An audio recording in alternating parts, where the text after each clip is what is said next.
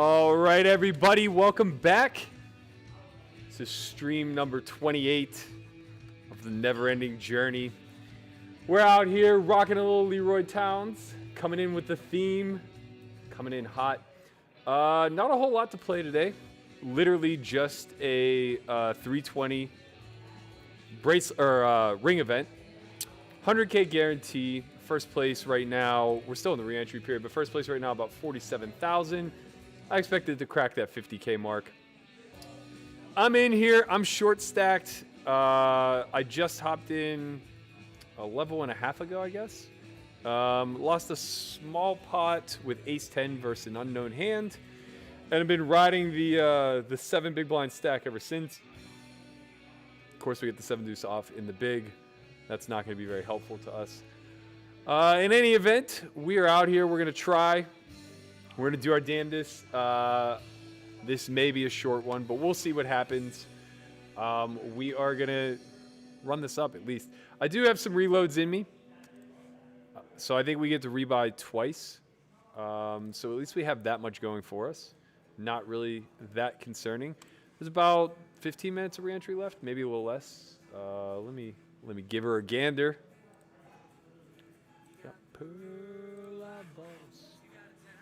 All right, let's see. What do we got? Man, this software, man, it is tilting. I'm gonna have to go the uninstall, reinstall route one of these days.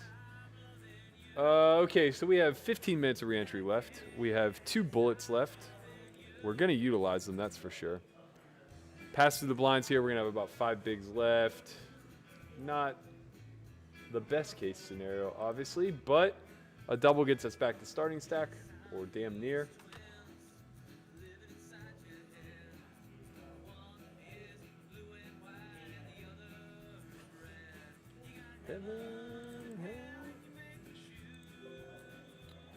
There is a $500 25K guarantee that just started. I may consider playing it. It's small. It's only, like I said, it's only a 25K guarantee, but they do tend to get a little bit on the bigger side during these events that are being run. What do we got?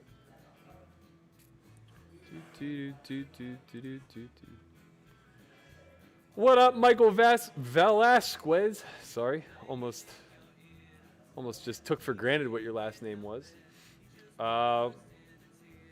Polikas, how you doing, man? Good to see you back. Can't stop.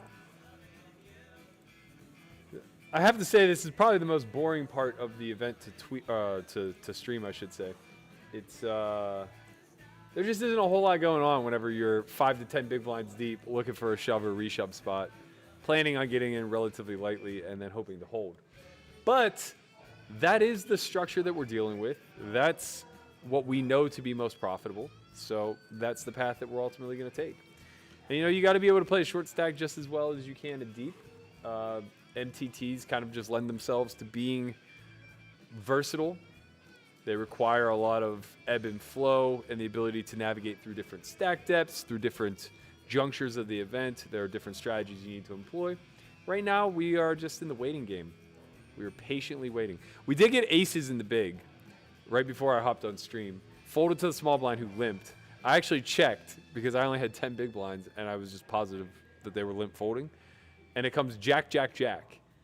It was against Robot Girl. She bet 1 big blind. I called. Turn was a 5. She checked. I bet 1 big blind. She folded. Very sad. Very, very, very sad. What can you do, man? What can you do?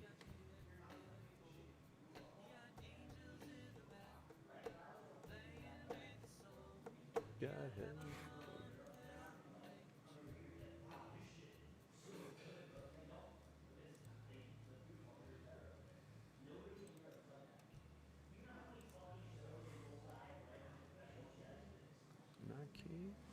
Stop.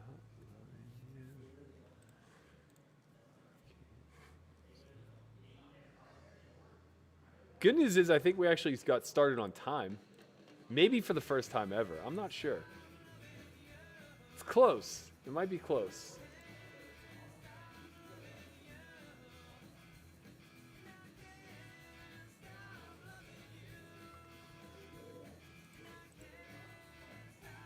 What up, Caleb? How you doing, man? Good to see you here. I need a mod. I need somebody to handle these guys.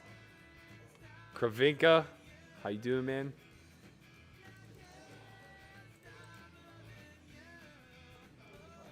I can't stop loving you. I came in fierce with the theme today. I gotta tell you. I was kind of feeling that. I might figure out if I can get like something like that going every time that won't get me popped on YouTube. It'd be nice if we could like run some Jocko. Reload. Oh man, this is probably pretty close. I'm gonna play conservative. I don't think Leroy qualifies as the national anthem, but I'm in for changing it if you are.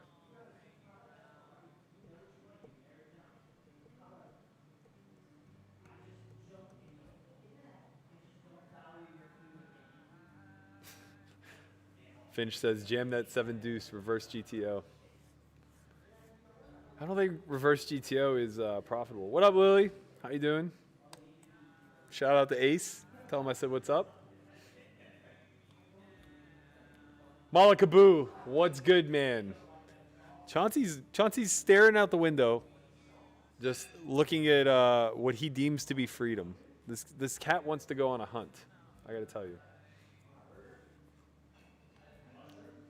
Lucas Ray, I hope everything's well with you as well. Now we are husband and wife. Okay, we get rewarded. Let's go.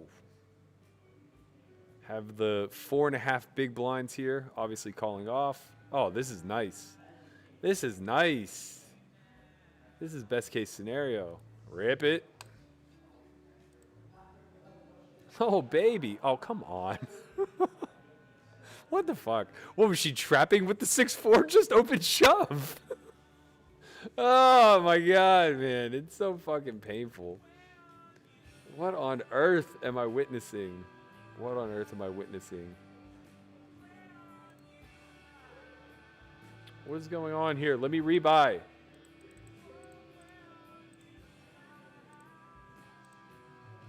Why wouldn't it let me rebuy? Man, tough crowd. They won't even let me spend my money. You will walk home. Remember your face. Do do do do do do do do do do do. Run home. I think I started too early. I burned a whole buy-in the 357 level. Kyle Lewis says, Bert, can you play WSOP events on an iPad? You can play one table, yes. So it's not ideal, but anytime you're on the mobile app, you can play exactly one event. So there's that. Schedule's been really, really, really light considering that they're pushing these ring events. They dropped the guarantee for both the 500 and the 250 from 40 and 30 down to 25 and 20. Kind of brutal. I don't even expect either really to be more than 10K to first, which isn't super incentivizing. I don't know. It depends on how small the field is, I guess.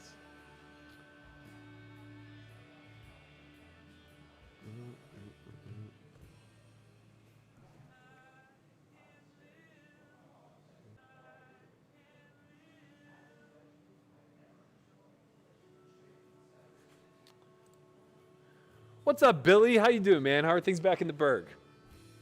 I'm trying to get back there after these World Series bracelet events run.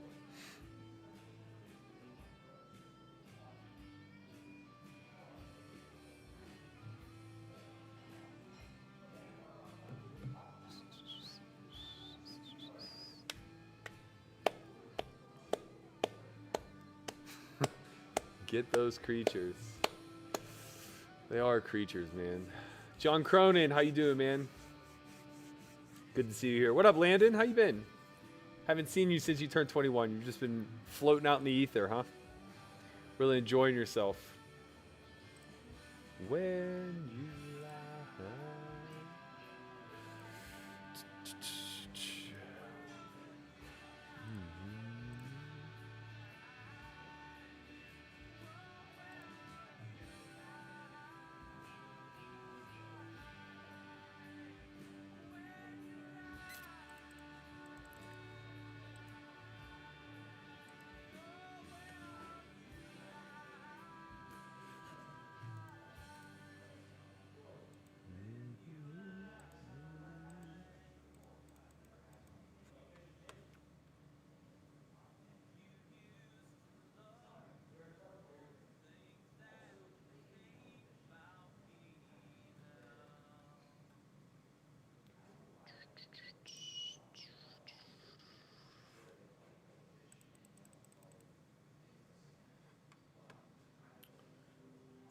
So, if I'm not mistaken, re-entry is going to end here very shortly. Yeah, we have 5 minutes left.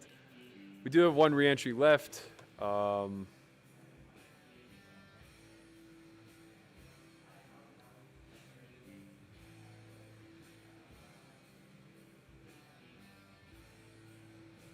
believe I got trapped by the 6-4 suited. It's so brutal.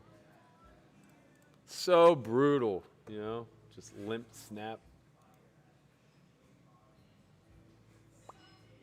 You can haunt your dreams. Oh, you guys are about to see it.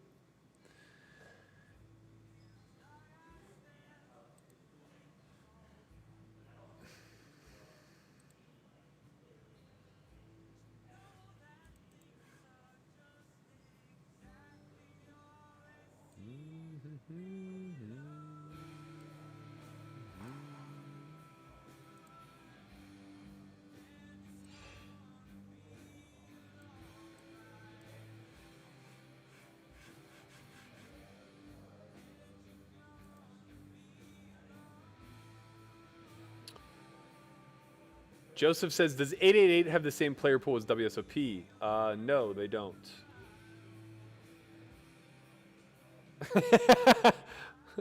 What up, Andre? How you doing, man? I'm glad that trolling my stream has become the apple of your eye. The one thing that you're passionate about in life. Is Jay Carver streaming right now? Let's pull up his table, see what we can find.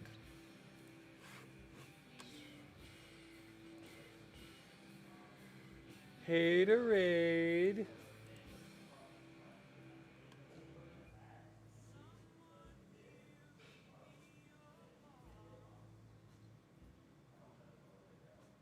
Oh, he's not. He's not playing. Standard trap. Got my ass.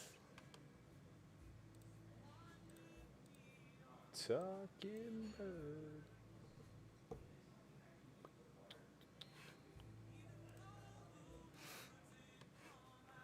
All exactly just the same love.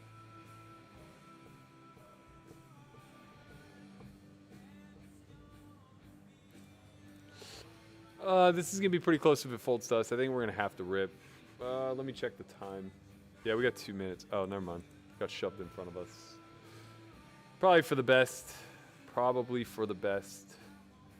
We obviously would like to find a spot in the next couple hands to possibly get all in if we can. Jack. Nope. What's going on here? What is this, the remix?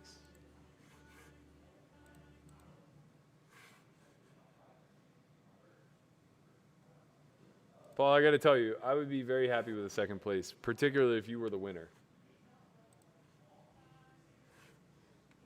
No way the night I won't be old Don Quixote. Here we go. Oh, this is going to be close. I think we still have 2 minutes. Good luck, us. Let's go, team.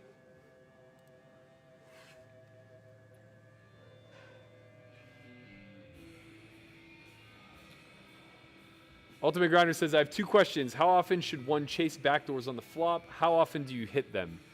The actual backdoor draw, I think, comes through somewhere between 3 and 5%. Club! But it's really more about being able to turn the equity and taking the pot away. It's also about having other equity, such as an overcard or a gut shot or 2 overcards, whatever the case may be. So really the frequency by which you play those hands is predicated upon your actual range. You'll be playing more hands. I mean, effectively it's complicated, right? You'll be bluffing with hands that have no showdown value but relatively strong backdoor power, such as backdoor straight, backdoor flush draw. You will be calling more with hands that have some showdown value but also have backdoor flush potential or straight potential, like ace X of spades, where there's 1 spade on the flop, something of that nature. But really all we're trying to do is add enough hands so that we aren't over-folding versus bets.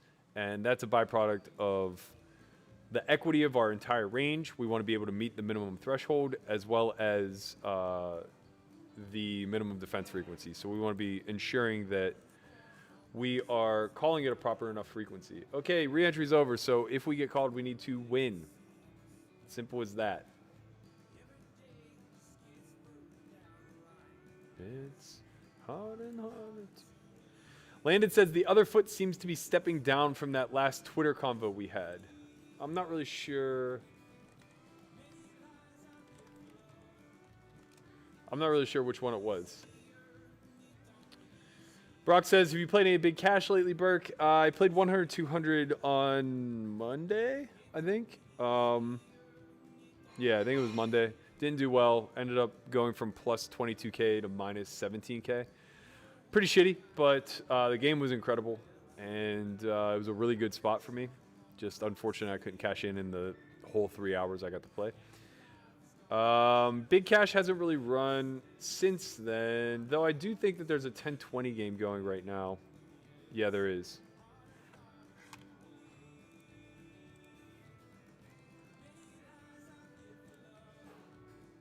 It don't get easier, it don't get easier.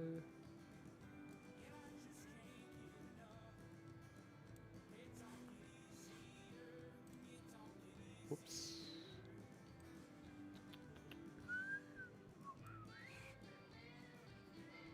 Okay, we quit. Do do do do do. Do do do do do do do do do.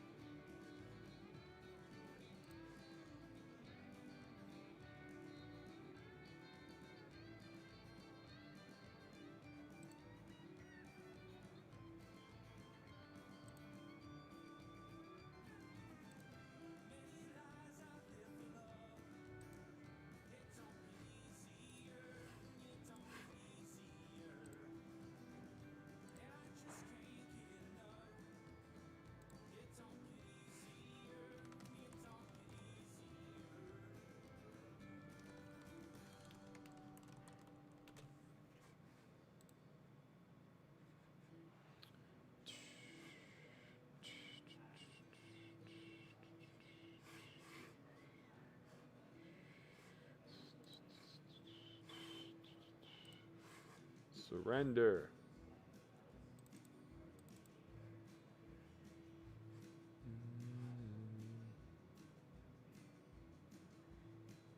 Ah. That's good. It's good to hear, Landon. I'm glad to hear you're rounding yourself out a little. We're gonna be all in one way or another with this hand. It's just a matter of how are we gonna go about it. With Poker Bull opening, now we're just gonna be reshoving. We would have had a decision between open shoving and raise calling it off. Had it folded to us, our decision was taken away. Good luck, us. Let's go.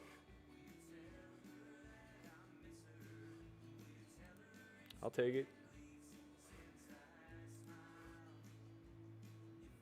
Seem hard to reach.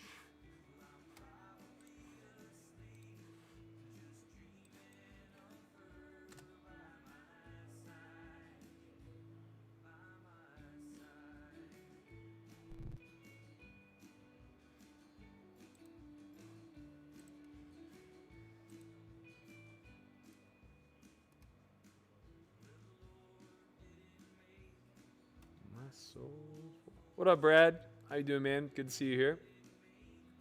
Thanks for joining. Oh, cute little hand.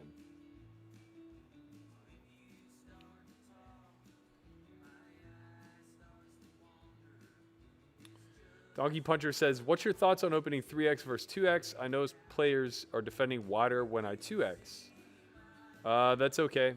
They're sacrificing position, and given how low stack to pot ratio is, it's important if you have a skill edge to keep the pot as small as possible before the flop and keep ranges as wide as possible so that you can win easier after the flop. In tournament poker, 2x is very necessary. Cash, you can make a stronger argument for 3x, but there's no antes, so there's less incentive, both for you to raise larger and for your opponents to defend wider. At least online. Live, I think you can go as wide as 5x because people just don't care. They're going to call queen jack suited no matter what size you make it.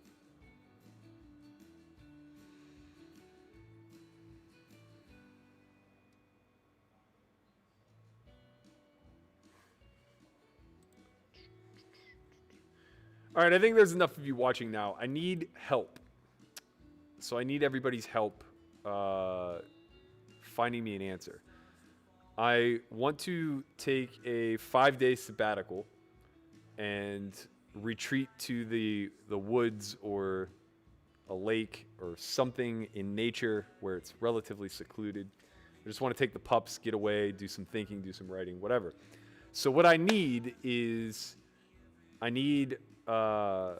suggestions of somewhere that is driving distance from Vegas, and it could be as far as, like, I don't know, 7 hours. Like, I've driven to Tahoe, that's fine.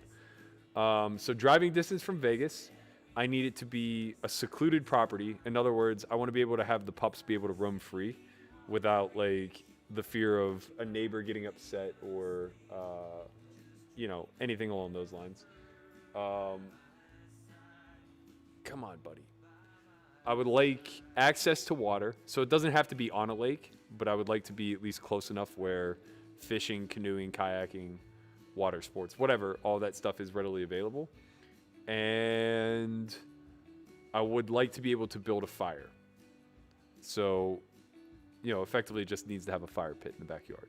A lot of the Pacific Northwest is tough with that, like, because it's so dry. Forest fires are such a big issue that it's not easy to find a camping ground where you're actually allowed to have a small fire, but that's on my short list of needs.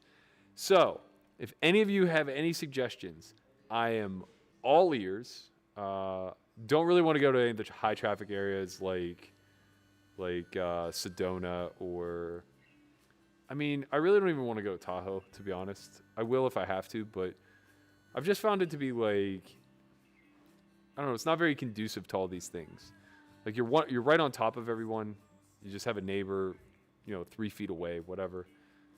And the lake isn't, like, super accessible unless you rent a boat. Not that Tahoe is not fantastic. It's just not for this type of trip. Hey, cat. Hey, stop biting me. I'm not your chew toy, man. I can't do it. I can't get in the cash streets. I maxed out my deposit when I was playing 100, 200. I have to wait 5 days. I'm on timeout unless I win a tournament or I drive my ass to the casino and deposit cash, which I haven't done either yet. Hey, man. I only have, like, 1 bullet in the chamber. I don't want to dust it off.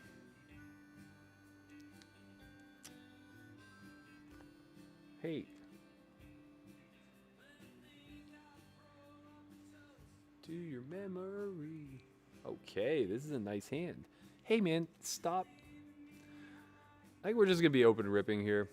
That's pretty much the only strategy we're really going to employ at this depth. I don't see any good reason to raise. If we had, like, aces or kings, I could make a case for raising. I could also just make a case for limping. But we're at a pretty reg-heavy table. Moby is Matt Marafiati. 4632647 is Arian, a reg from New Jersey who plays pretty well. These Nuts is a reg. So I don't really think we're going to be doing too much trapping. All right, I'm going to take a brief break, and I'll be back. In the meantime, start thinking of places I can go on vacation.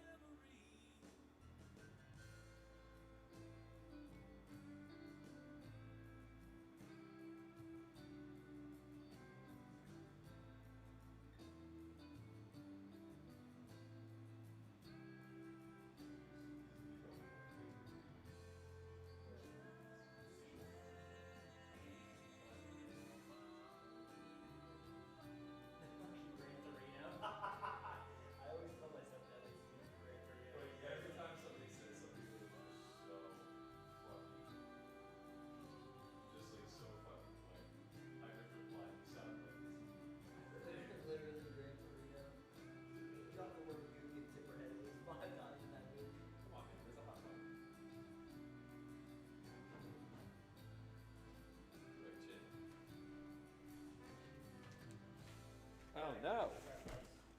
Oh, thanks. Oh, we missed the King 7-0.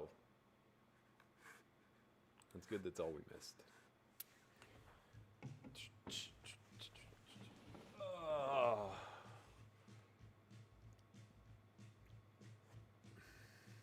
What up, Jose L? Huge fan of you too, man. 888 and WSOP do not share the same player pool, I promise, unless there is some version of 888 in the States that I'm unaware of. WSOP is literally only in Nevada and New Jersey.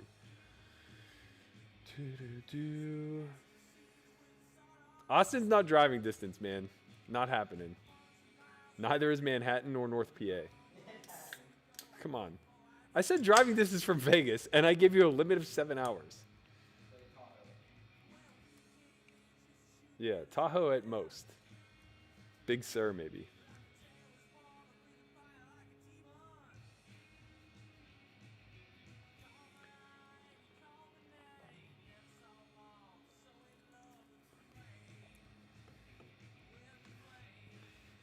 I need something more specific than go to Utah.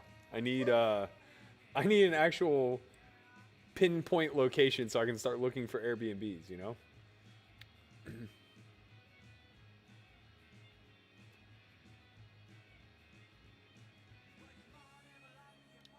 Lucas says Sedona, Arizona has some empty spaces and riverside camping spots to fish. Are you looking for hikes?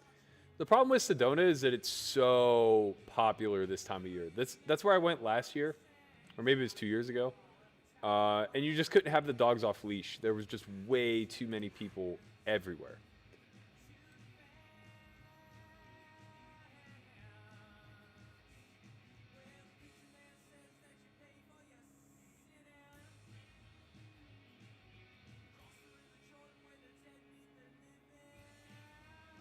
Yeah, Banff would be amazing, man. I just can't. First of all, I'm pretty sure the borders are still closed, but if it weren't, I think it's like a 22-hour trip from Vegas or something crazy like that. The Sorrel River Ranch Resort and Spa. All right. I'm Googling it. You've piqued my attention, Mark. You've given me the most specific response so far. Wow, this place looks incredible. Where is this?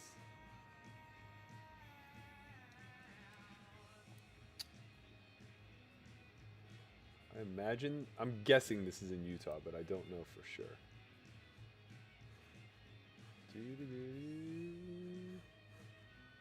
How do I zoom out?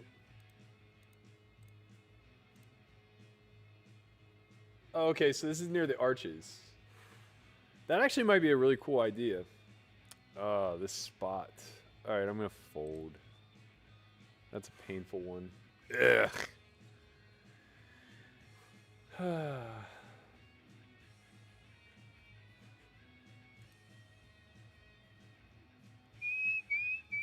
Washington is so far, man. It's so far. I just can't do it. I can't do a 19-hour drive with the dogs. It's too much.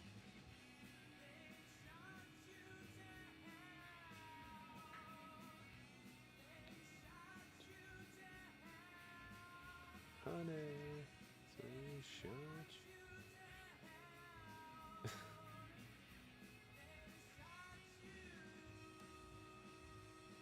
Puke. We were good. We were so good. Arian had ace king. We would have just been check ripping flop. Blah. Oh man.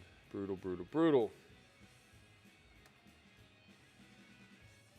I'm not in for a group trip to the DR.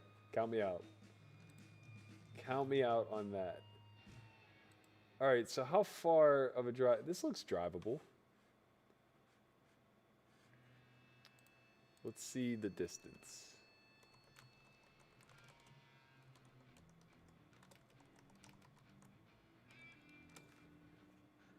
Whoops. I gotta fold my hands.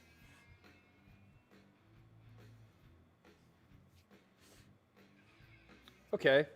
7 hours. That's definitely doable. All right, we got a contender. The Sorrel River Ranch Resort and Spa is definitely on the list. I gotta peep it a little bit more. Let's see. It looks expensive as fuck. My windowsill. All right, good luck us. Let's go team.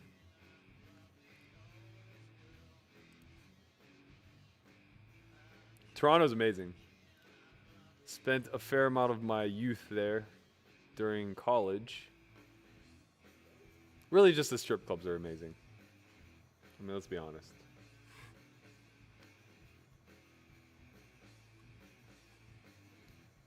Hold, baby. Hold. Yeah.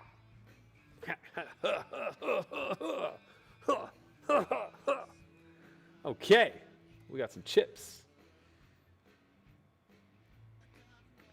Garrett, I think, is unique. I think Garrett transfers into the live realm pretty well. We're going to let this go. But I think in general, live crushers like that don't perform nearly as well online, myself included. But I don't think we're spots. I just think our win rate's not as high. So we either have to play smaller or play tighter. But I also imagine that, you know, a guy like Garrett is probably playing in a lot of the underground games.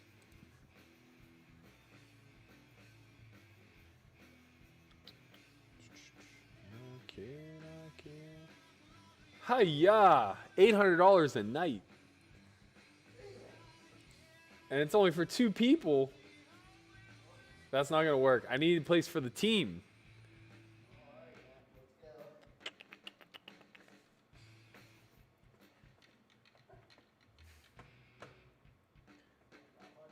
Yeah, I've been to Zion a bunch, Lily.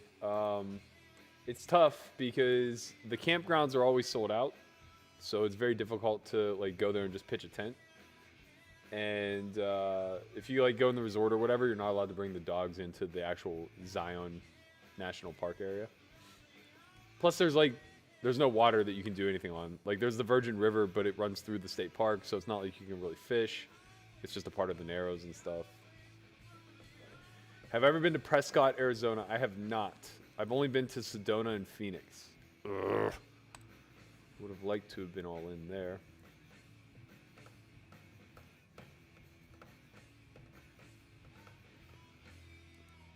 Yo, Christian was out walking around Vegas last night and got chased by a coyote. But he's afraid to like go spend some time in a cabin in a place where he's completely and utterly safe and is not going to be harmed by anything. I'll just never for my life understand. Like he's afraid of the lake for some reason. I honestly might just like get a tent and head to Lake Mead.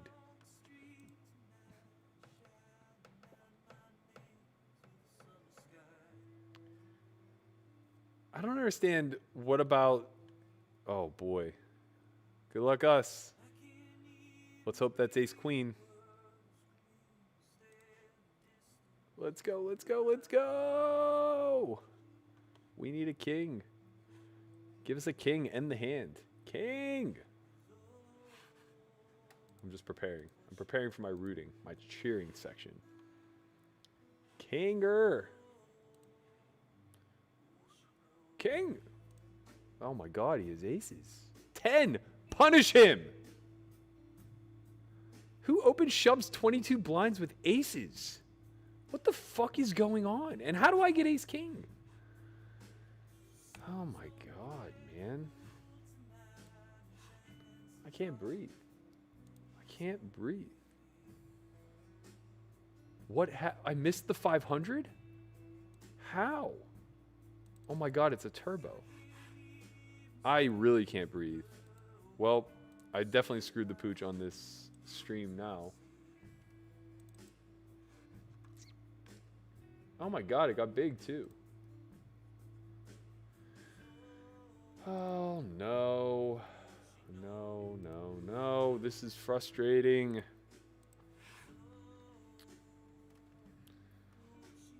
Well, let me see what I can do about playing something.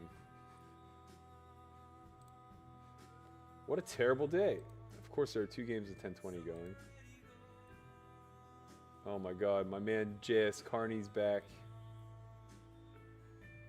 We don't have any money.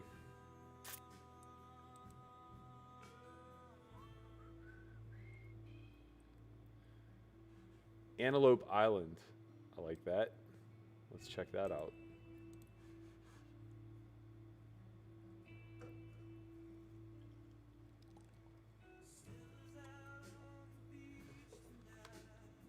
Wow, this place looks amazing.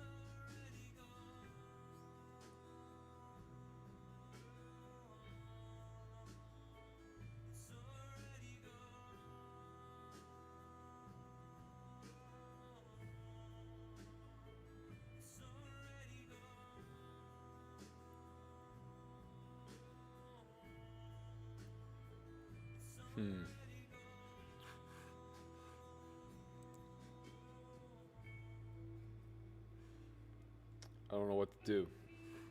I don't know what to do. There's nothing for me right now.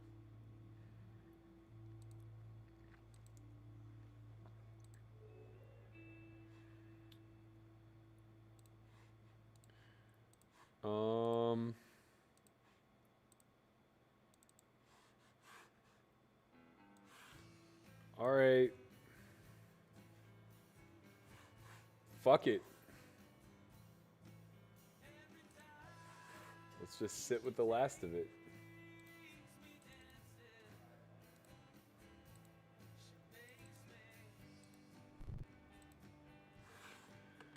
All right, good luck, us.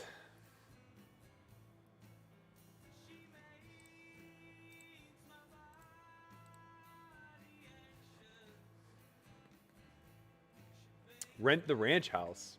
I didn't see the ranch house. What ranch house? What do you speak of?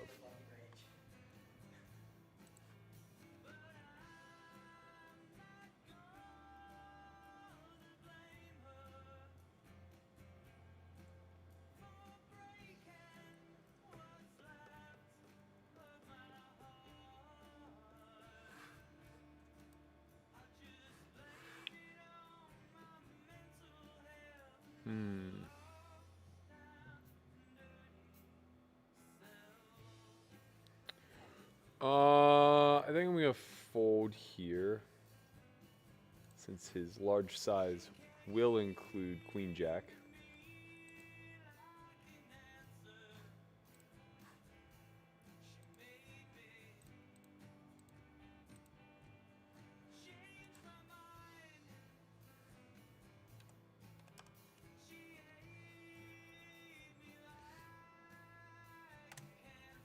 Aces is nice.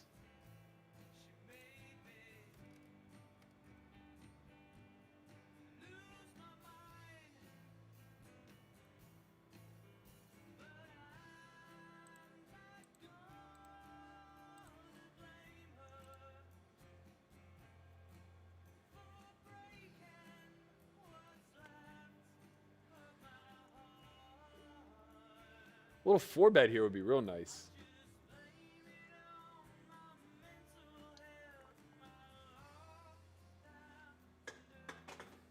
Mark Goodrich, where are you talking about? This place sounds phenomenal. Wherever you're talking about, that's what I want. All right, we face the 4-bet here from my man Acro Gum. I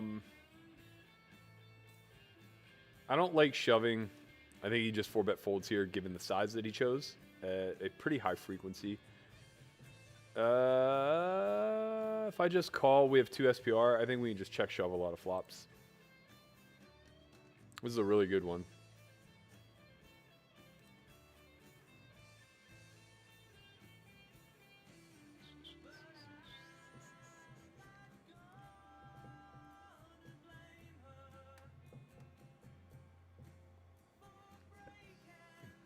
We could just go call, but I don't think there's a lot that we need to keep in. Like, if he has a hand like ace queen or ace king, I don't really think we're going to earn a lot more very often. And when he has jacks plus, he's just always calling off. See? See what I'm saying? Just like that, we double. Ha! All right, you guys got what you fucking wanted. We're playing high stakes cash, god damn it. Let's go.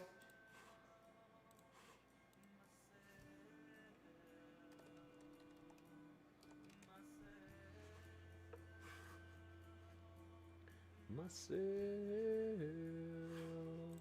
Fold. Myself.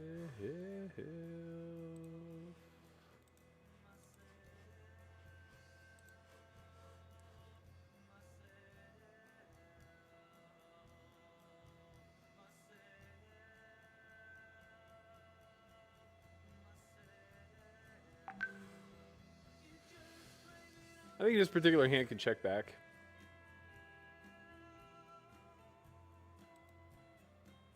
It's a good turn for us.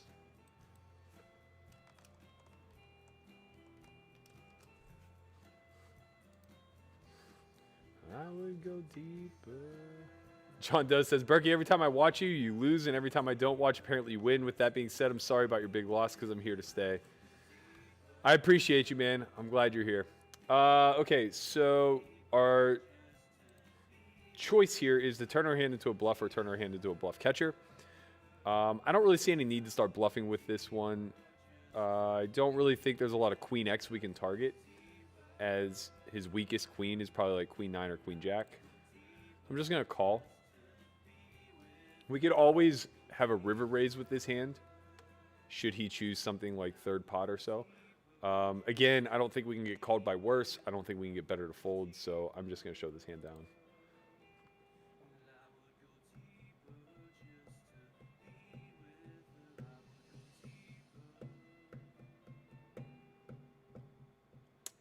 I don't know who Acrogum is, but we play an awful lot. That's all I can say.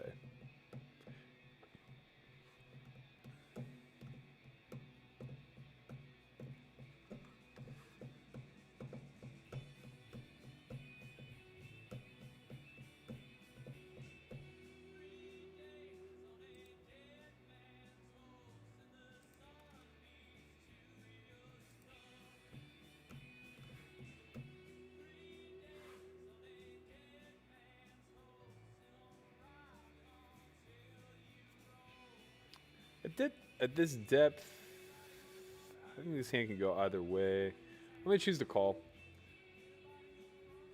Get rewarded. I think we have a check raising candidate now. Would prefer to have like 7-8 of clubs or 7-9 of clubs, I think. But this hand still serves us pretty well. No need to go big. We're going to match this hand to a lot of the 10x that we would choose, which would be like queen 10, jack 10, 10, 9. So something in the neighborhood of 166, pretty good.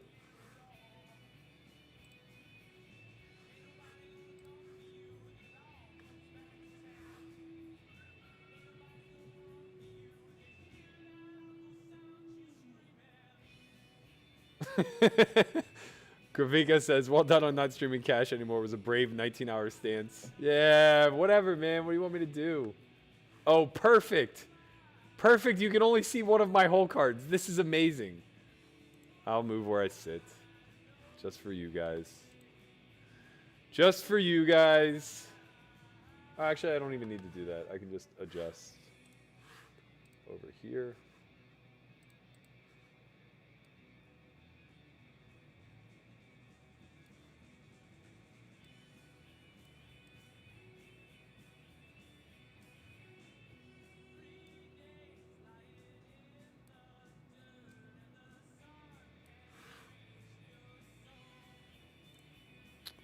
My man Yo coming at me. Mainly going to just be calling here. Not exactly the flop we're looking for.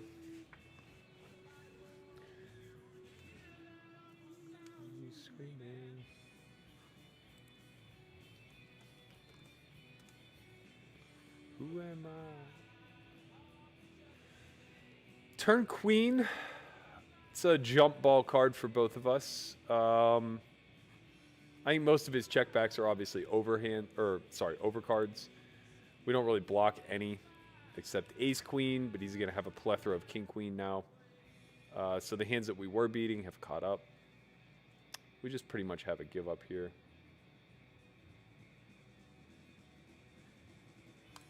Who am I on Judgment Day?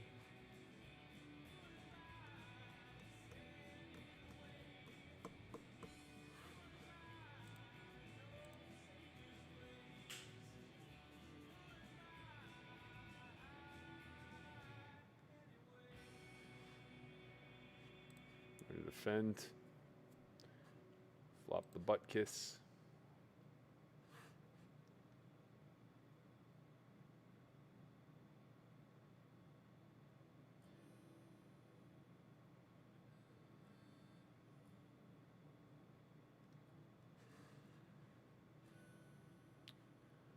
It's a pretty good turn card for his range, but for our hand. I'm going to set up a 2-barrel here. I don't really think we perform very well through a check.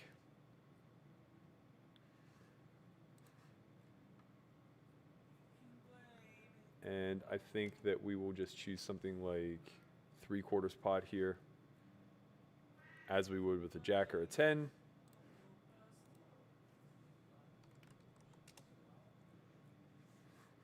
You know it's all the same. We're really just targeting hands like king queen, ace high.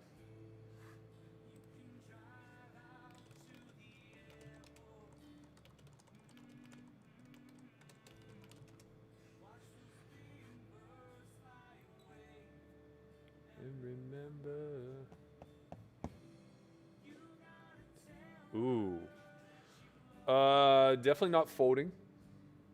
That's clear. I think a small 4-bet functions really well here.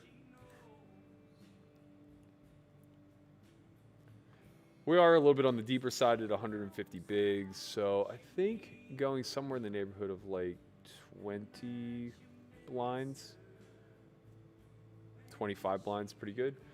We're just going to do a standard 3x here since we are sacrificing position.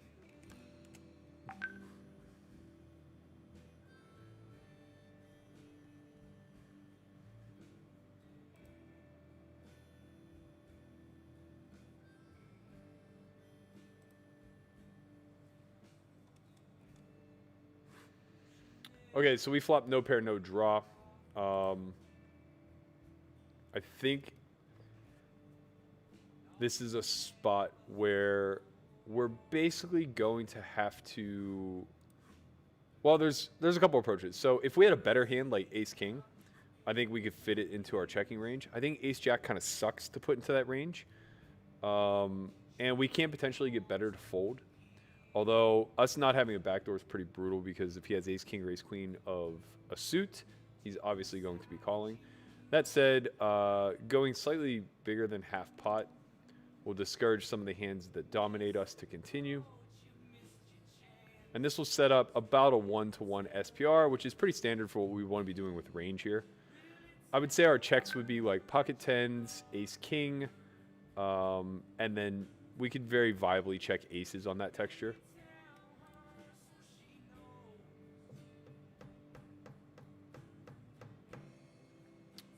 Strong flop for us.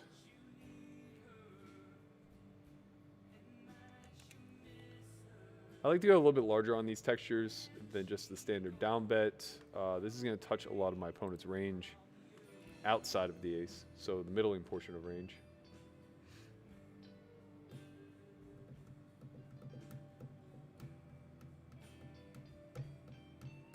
Gamble says, hey Berkey, did you wear a bow tie because it triggered people? When I first saw you on TV, I disliked you because of the bow tie. Then I found your stream and realized you were a chill streamer. Nah, man. I wore a bow tie because I wanted to wear a fucking bow tie. I enjoyed dressing well. I thought the stage was quite large and it warranted my Sunday's best, you know?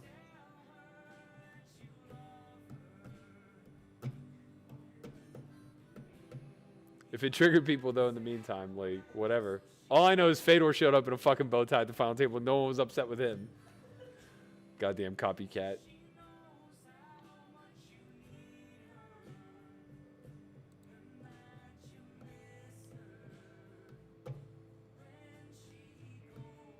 Away.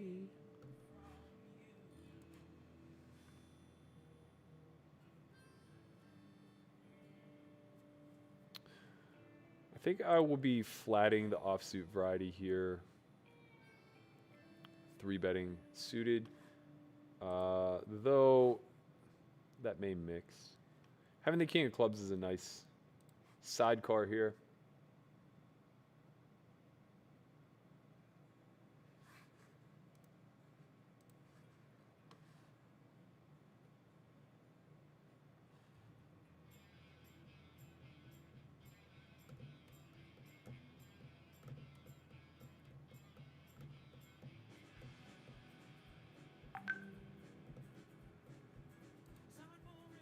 I think we can check raise again. I think we're going to want to go a little bit larger, as most of our check raises in this instance would be ace-8 sets and flush draws. So I like 225.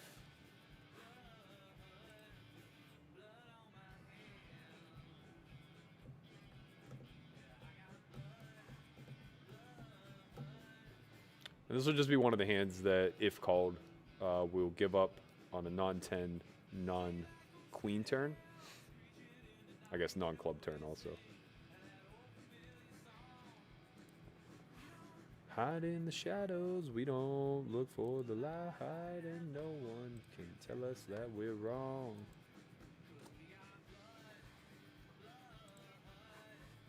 Blood on my hands.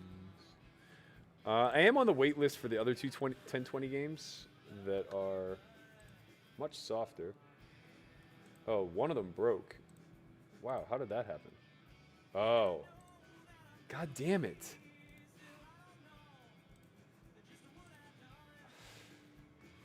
Okay, so I'm also on the wait list for 2550, but we're going to have to win some money before we get there. That's why I stay.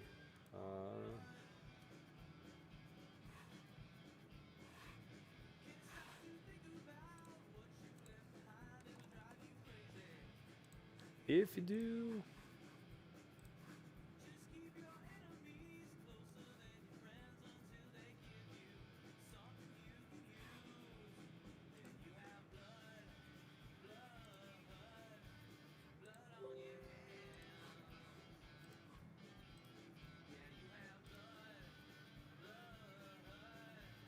Blood on your hands.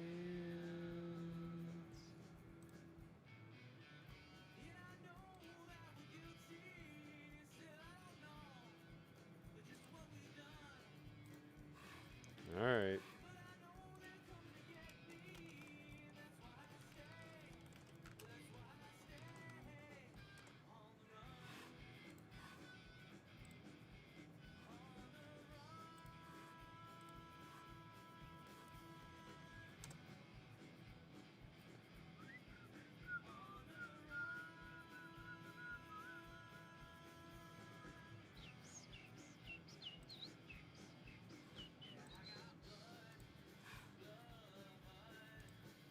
So I have to pay really close attention, because what will happen is JS Carney will randomly just like hop into another 2550 game and start it.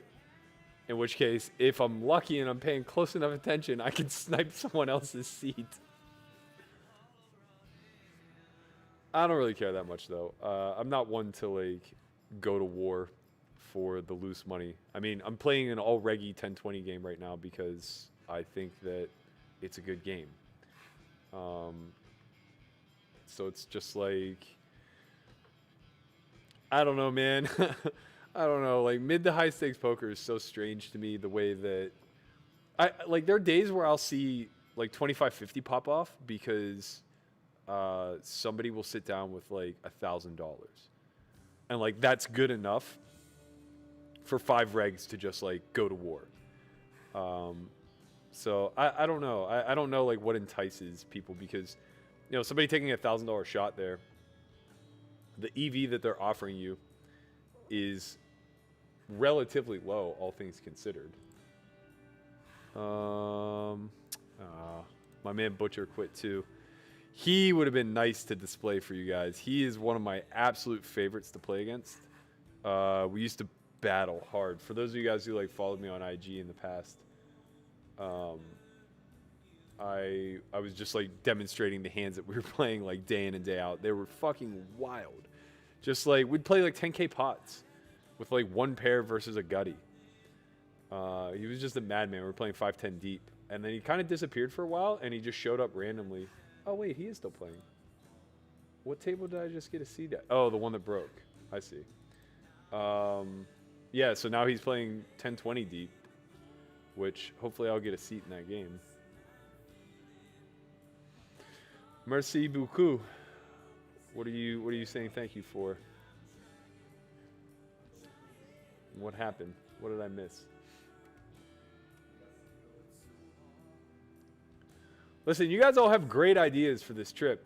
I just need to know where I can go, there's driving distance that I can take my dogs, and you're all more than welcome to join me.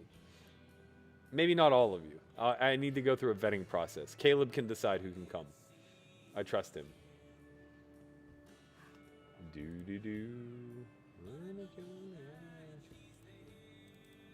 I can't believe I missed the $500. They never have events that are only 80 minutes registration, but I guess it was a turbo. And I just missed it. Tournaments, man. Tournaments.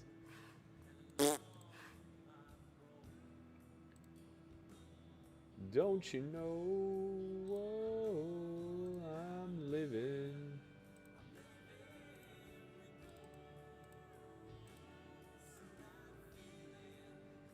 Back on the road in the rain, and I'm crying.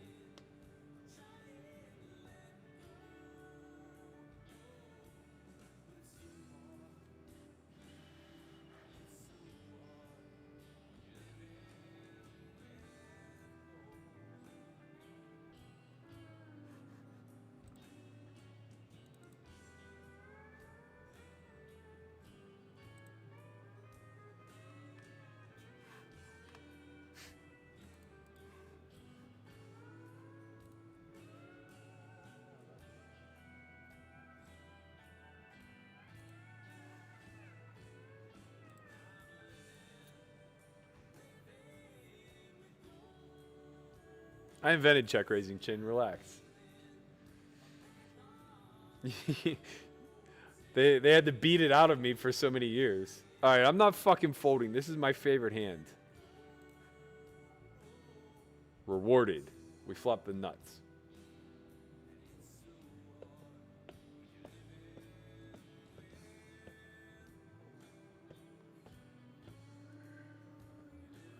All right, I think we have a pretty clear peel here. Obviously, a 5 or a 4 would be fantastic, but middling cards that are hearts would be nice too. 5 is nice. He should continue to bet this card. With range, I would expect to see something in the neighborhood of 3/4. When he chooses not to, does he have check folds?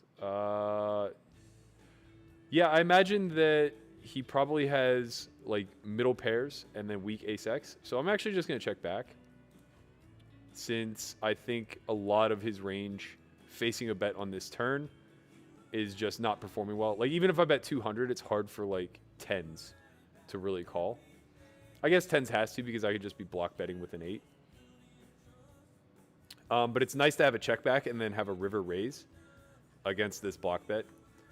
So it's obviously a nightmare if I run into aces or queens, which are, I would assume, pretty unlikely. He could, I suppose, have... Nope, the diamond's covered. So he never has ace-5. That's a beautiful thing. He could have 8s, obviously. We also just look like we missed 6-7 at some frequency.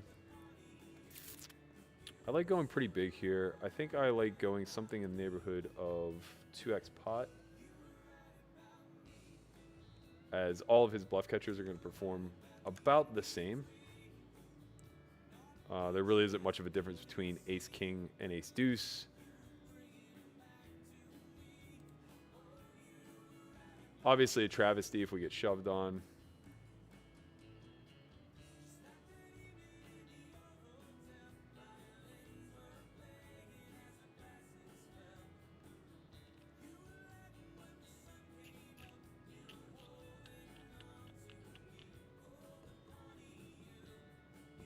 Oh, I gotta keep the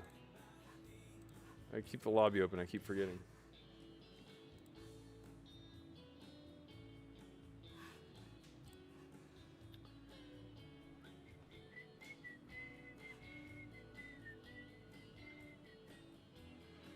You ever consider studying and playing the Triton events, tournaments, or cash?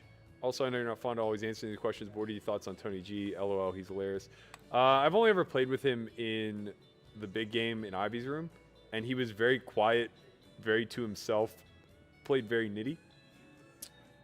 As far as the Titan events, I would need to get on an even playing field. You know, let's call a spade. Nobody in those events really has all of themselves. Matter of fact, most of the people have a very small percentage of themselves. There are some that fire pretty hard, but generally speaking, like firing pretty hard is like keeping 33% of yourself. I'm in no position to do that.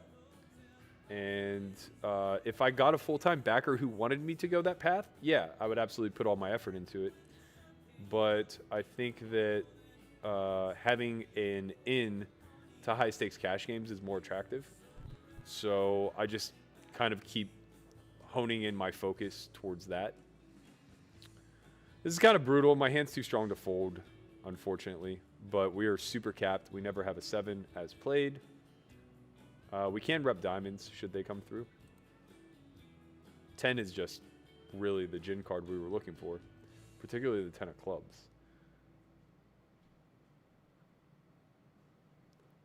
Our range is super full of bluffs and has almost no value. So for that reason, I'm going to go on the larger side. I know that that lends itself to like wanting to overbet here, but I think a 7 probably raises at some frequency.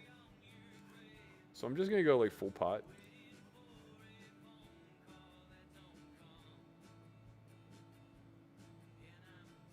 And I think his bluff catchers that are like 2 pair are beating plenty of my range. That's nothing.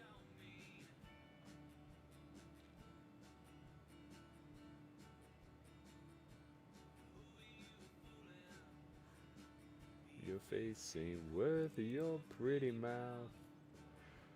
It is full of things that ain't your own. And you're saying words. Okay, that's pretty good. On a texture like this, despite the fact that we flop a lot of the made region, not dead, but you know, we cripple the board. We're not going to have a ton of bets, and this ranks near top of range, so I like going larger in this spot. We obviously handle check raises pretty well here. 7's interesting. Our range is going to want to check, but our actual hand desperately wants to bet. I think in this particular instance, this is one of those spots where we're pretty polar anytime we do choose a bet. So I like leaning on something a little larger. Again, his bluff catchers are going to be pretty inelastic. A 5 is a 5. You know, 6x is 6x. Spades are spades. They aren't going to be overly price sensitive. Obviously, there's a line of demarcation, but I think something in the neighborhood of pot is pretty good.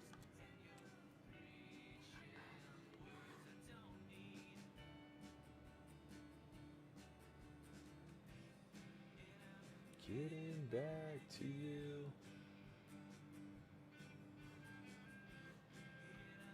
Getting back to you. Once I'm done with me. With me.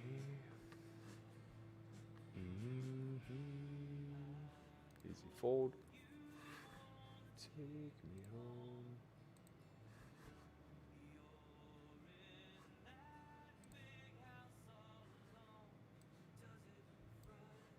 All right, looks like we might be getting moved to the main game soon.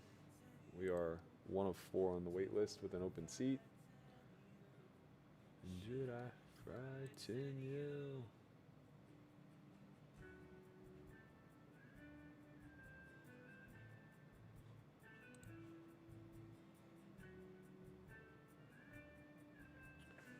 Dom says, check out Angel Lake in Nevada near Wells. Sounds amazing. I will do exactly that.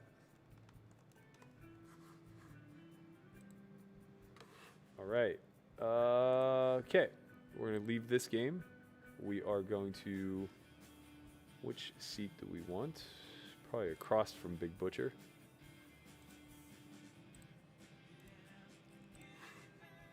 Let me capture this. All right. We're in. Oh, my man Butch. Oh, okay, sorry. I thought he left. My man Big Butch. He's fun. You guys are going to enjoy the show he puts on. To you, once I'm done with me. Once I'm done with me. Wow. Butch just swinging with the aces. P.O. says, are you surprised that Paso and company got away with cheating? I'm not, given how the California law is written. It seems like the civil case never stood a chance. That said, I think that there is a method for them moving forward, if I understood Matt correctly. So we'll see how that plays out. You were great wreck, Dom. The pictures of this place look awesome.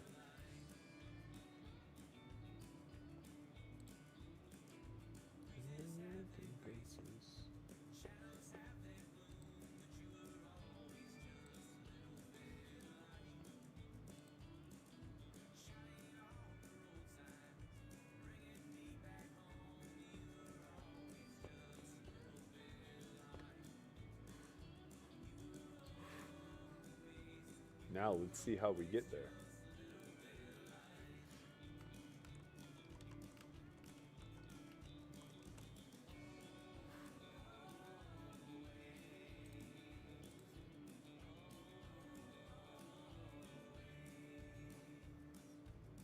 Wow, 6 hours? Oh, so this is like way up by Reno. Okay. All right. I mean, that's pretty dope, actually, because we wouldn't be that far from Tahoe if we wanted to break away. I kind of like this. I dig it. It's just a little bit of light.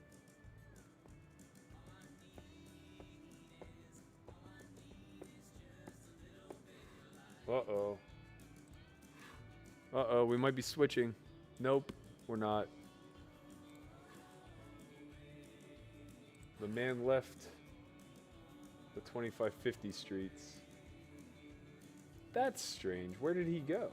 It doesn't look like he lost any money. Oh, maybe he lost the buy-in.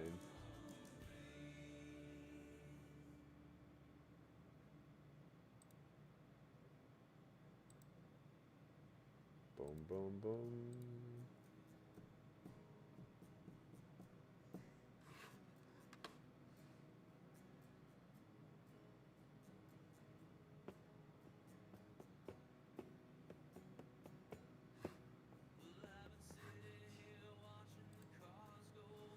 Trying to write this song.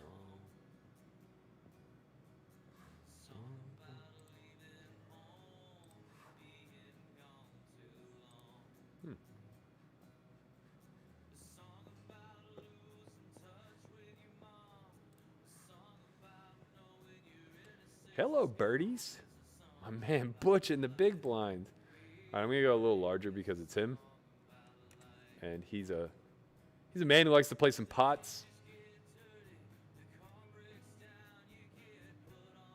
It's favorable flop for us.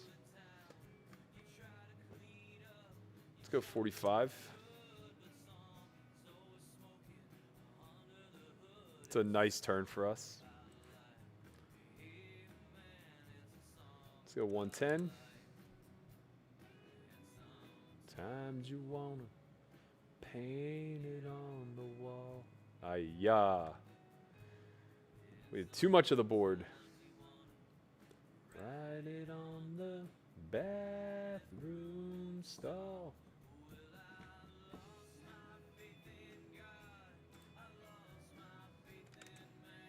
Hope a little larger since he posted.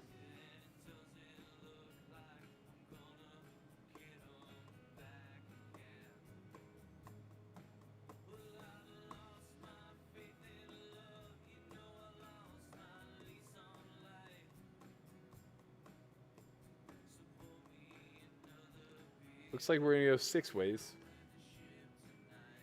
Maybe not.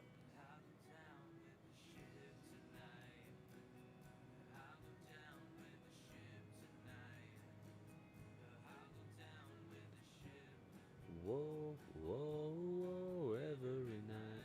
I mean, this is just like such a layup spot for Yol to be squeezing.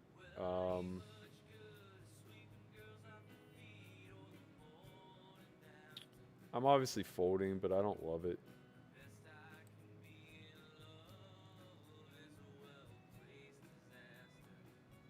I just think this is really wide. But what I know of Yol is that his strategies lean a little polar. So it's not like he overbluffs.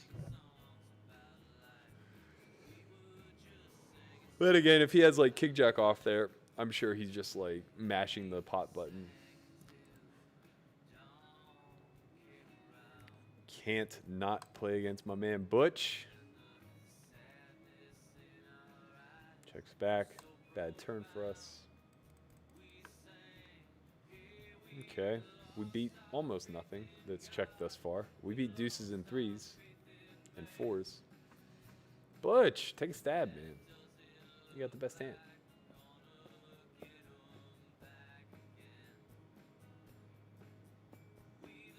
Steven says, does talking to viewers through your decisions improve your game?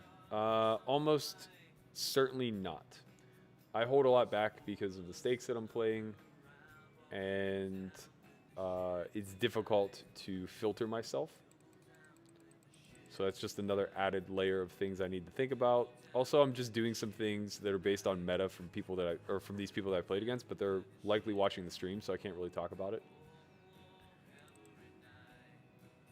I'm trying to be more aware when I stream these stakes as far as divulging too much without making them boring.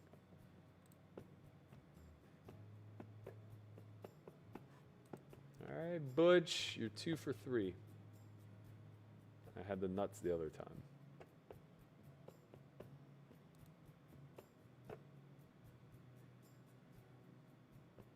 Poker Guru didn't ask me to play heads up. He asked me to crossbook in MTTs, and he's lucky I didn't say yes because I went on like an 80K upswing. I asked Guru if he wanted to play cash instead, and he said, LOL volume. Because somehow like a month of playing 4 MTTs a day is like massive volume.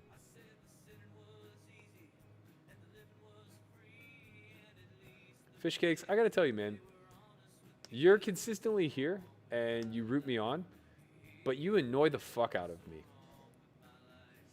I mean it with love. You just always are like jabbing, ducking, weaving, throwing a hook, you know? It's like, it's my stream. I'm gonna fucking sing if I want to sing. Go tell Jay Carver to start whistling instead of singing, you know? Get the band hammer.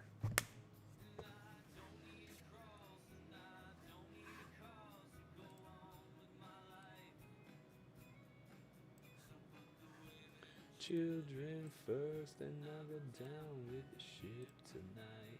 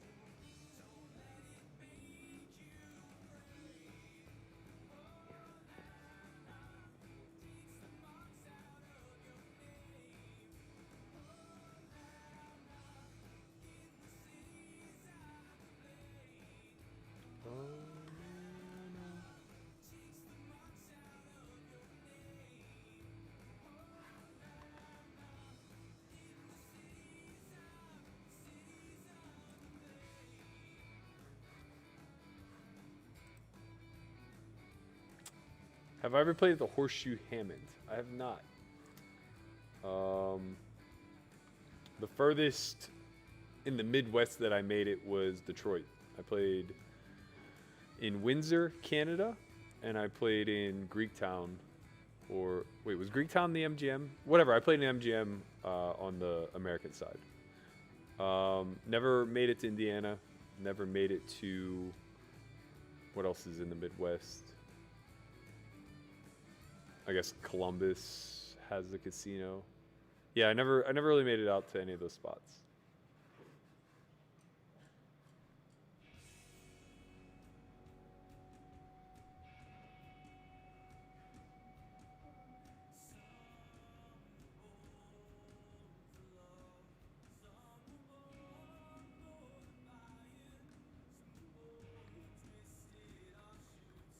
That wicked desire. God, I'm singing so much more now.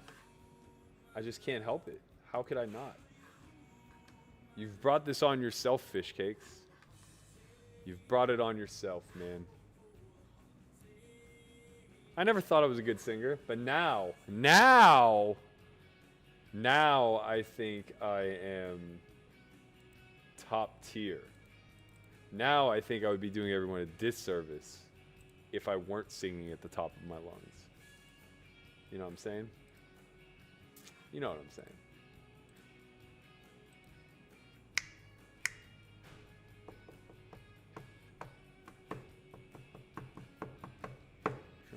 Come back, my love, through the Poland, the trees, and the naked afternoon, and the rain.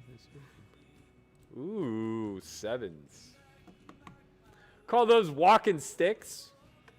Don't know why. I guess if you flip them upside down, maybe they look a little bit like legs. A little like legs. Do a little walking.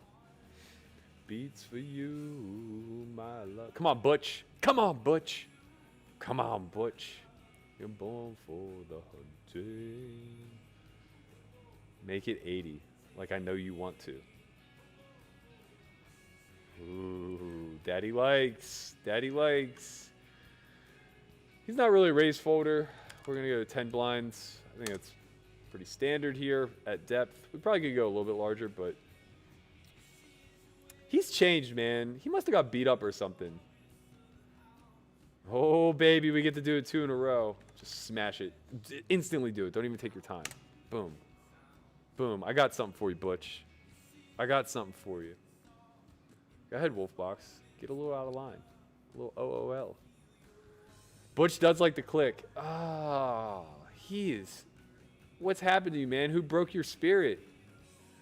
Who broke your spirit? I've seen him take like king queen off in that spot and just click. What do you think he opened twice and folded? He's gonna get another taste of me.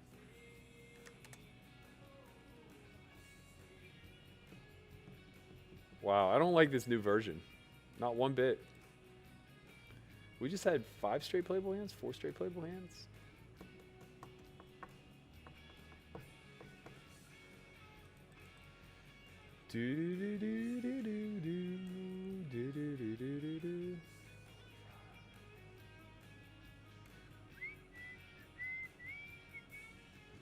No club. I think we check back here. Queen's actually a good card.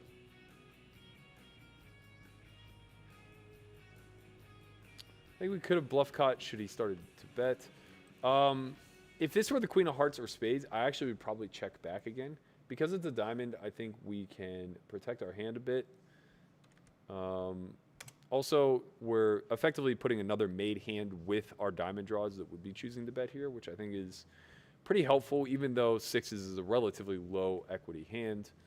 I don't expect to get check raised very often, and if he folds a hand like, I don't know, Jack 10 or even like Ace Deuce there, it's pretty good for us. We don't have any value to accrue with 6s unless we river a 6. Another Friday night, it's Friday the 5th, and I'm feeling alone.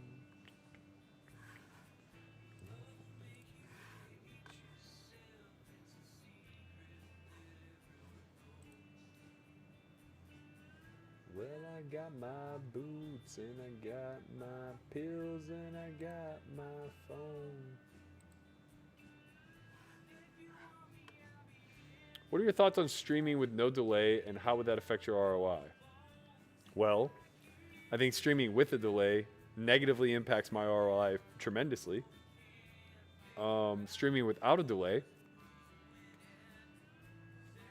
I mean, I assume you mean with my cards covered? It would have still impact my, it would just impact the way I could run the stream. I obviously couldn't tell anything about my cards. I couldn't tell anything about strategy. I obviously couldn't show my hands. So, yeah, it would just be a lot of me sitting here not talking.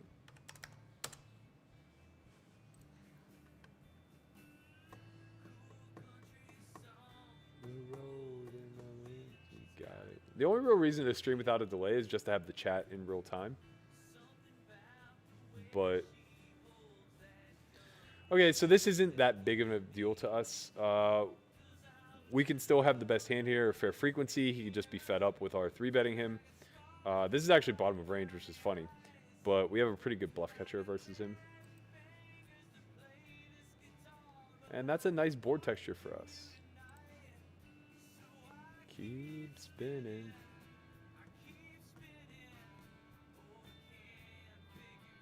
That's a terrible turn for us. We now lose to ace-king and king-queen. He could have other hands like ace-jack, jacks, and tens. So we're going to be forced to bluff catch once. And that size is in alignment with the entirety of his range, which is good. Queen would be nice. Ace would be better. Actually, queen would be better than an ace. Queen would definitely be better. Ten's real shitty. We lose to everything now. So we only beat jacks, which will check down, I imagine, on this river. Yeah, that was the nut low run out for us. Pretty brutal.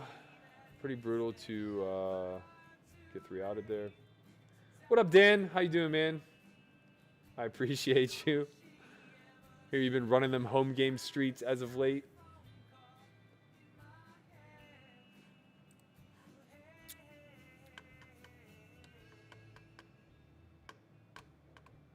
I'm really surprised to see Butch check back on the Queen 8X board. Berkey, do you think competition is tougher at 100 to 500 heads up sit and goes or 510 on Poker Stars? You're asking a question I couldn't possibly answer. I haven't played Poker Stars in 11 years, 10 years, something like that. Okay, going 3-way here. I think we just have a check back.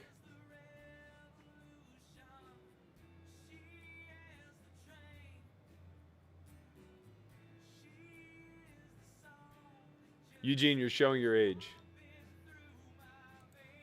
Because they look like canes, man.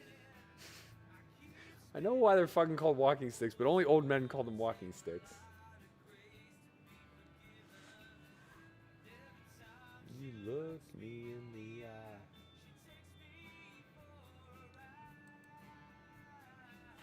Better question is, how did I not get paid with aces twice?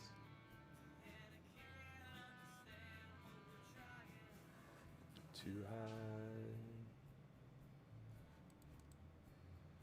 Yeah, man, Butcher's changed. Butcher has changed. I promised you a lot of action. He is not obliging.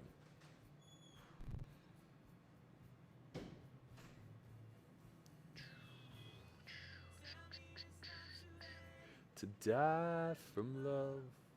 I missed my break.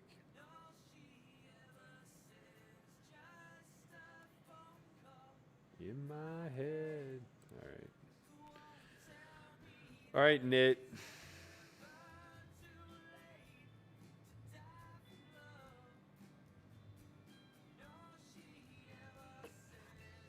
I'm just going to continue to 3-bet him. This is true bottom of range now.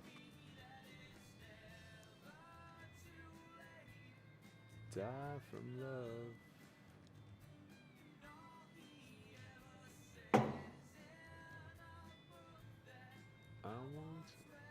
That's a nice texture for us. So since we have the 4 high flush, we don't really have the luxury of checking. I think we're going to have to start with a bet. Any folds we leverage right here, right now are pretty good. Yeah, that's a nice one to take down.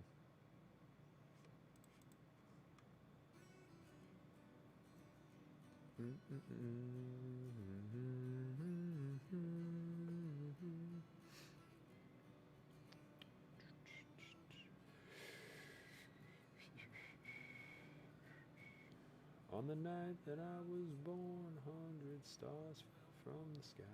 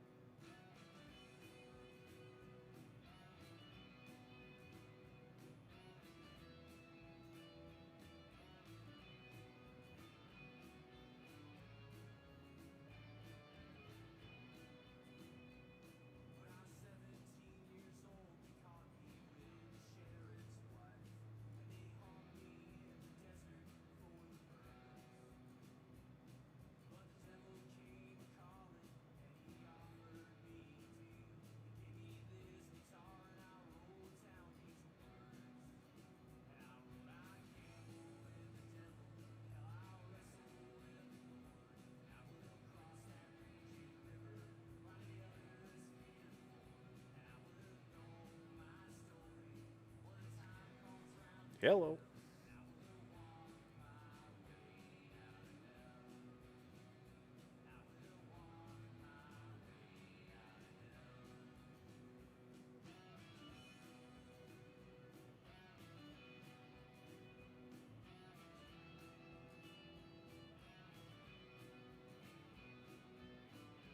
If he squeezes this time, he's going to get the horse.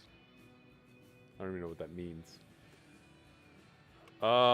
This texture, given our hand, actually allows us to continue. And given that it's 4 ways, we don't really have to bet very large. It's difficult for backdoor type of holdings to really float. Even hands that would otherwise call heads up, a hand like pocket 9s or pocket 7s, kind of struggles a little bit here.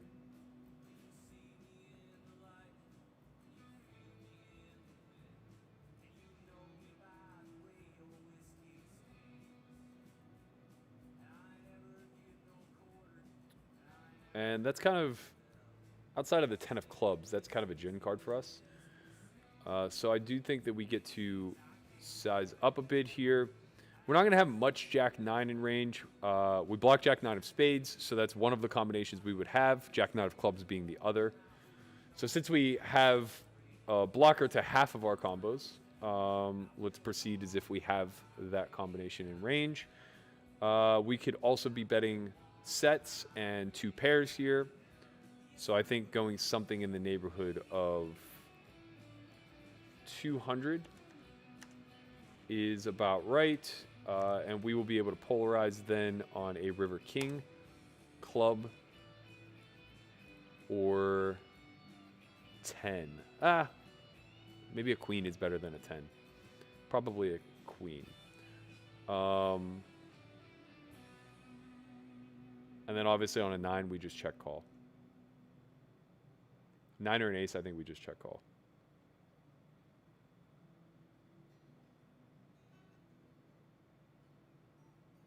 I mean, come on. This is unfortunate. The thing about Butch is that, like, he's just not constructed here. He could have a hand as weak as 10-8. He could also be as wide as, like, Jack 9 off. So it kind of just is what it is. Okay. That shouldn't work at the frequency that it does, but those are the benefits of being a cannon. Sometimes you just drill it.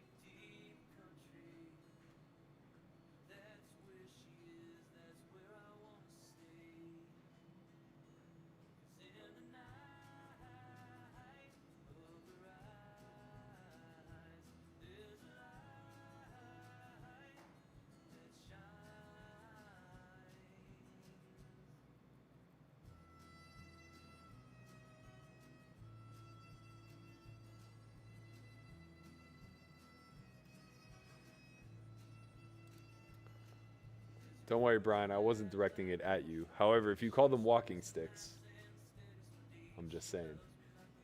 I'm just saying.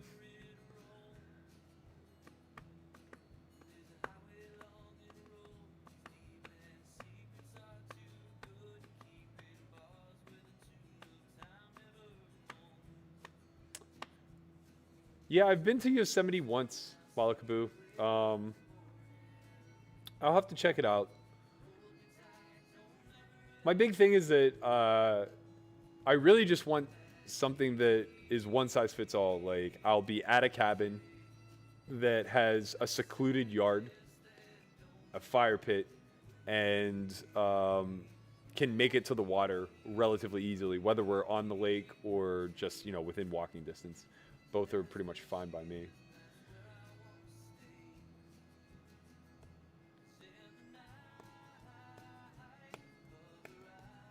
Which logo are you referring to, Brett? Hopefully it's one of ours. If so, thank you. I'm not sure entirely which one you're referring to, the Vlogcast one or the actual S4Y logo.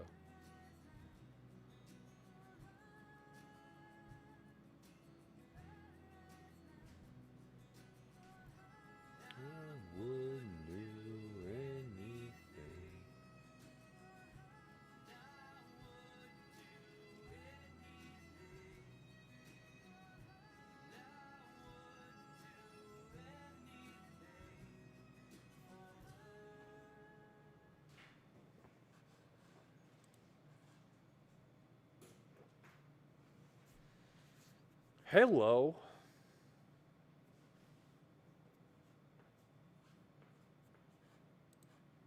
Little Minsky here. Give him some room.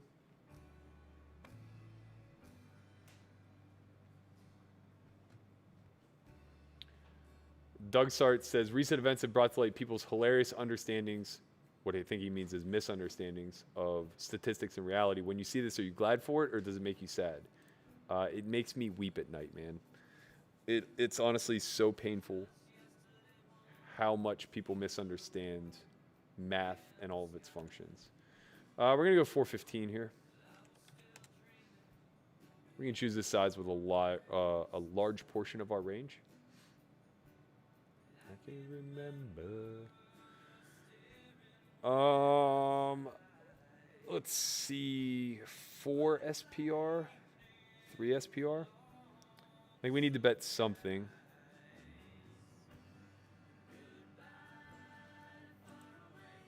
I think small works pretty well here.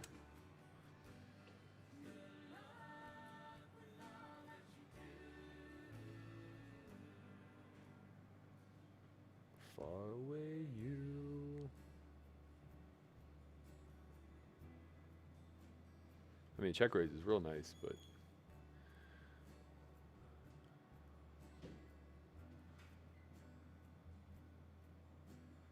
okay, fortunately we have the king of spades, so that's nice on our end. We have to think about our targets here. He could have queens or jacks. He could have a king with us, which would be ideal. Should he have a king with us, how does he stack off best against that? I think something in the neighborhood of 600 here 6 feels a little large. Let's go. The problem is our range would never really bet 400. Our range would mostly just be checking. And hands like ace king would want to go something in the neighborhood of like 800. Okay, so I'm going to kind of land on a hedge here. Move at 575. People think I make mistakes anyway, so missizing isn't really a terrible problem. It's interesting that he has a call fold on that texture. The only things that really make sense would be like queens or jacks that just didn't get all in pre. Because with it being the 10 of spades, that's going to complete the vast majority of the rest of his calling range, right? Like the remainder of his calling range should mostly be a king, should be hearts, should be hands with backdoor flush draws. I suppose he could have a hand like 8x of clubs, 8x of diamonds that he's just always folding. But the 10 specifically also brings a lot in. So you could have queen jack of spades. He could have ace x of spades. He could have, king x. He could have 10x of hearts. There's just a pretty wide array of hands that I would expect to be continuing on that turn card specifically, to the point where I probably could consider like a very large bet and expect it to get called a lot. What up, Matt Kiefer? How you doing, man? How's the Corona life treating you with all of the poker content kind of shutting down? If ever we needed someone to do a bit, now's the time. What movie are you going to mimic next? That's what I want to know. We have a check back here versus Jeff. Picking up the gut shot here, we would have called a bet, but when check 2, I think we just try to show down. Drilling a 9 is not too shabby. Hopefully we win. Hey-o.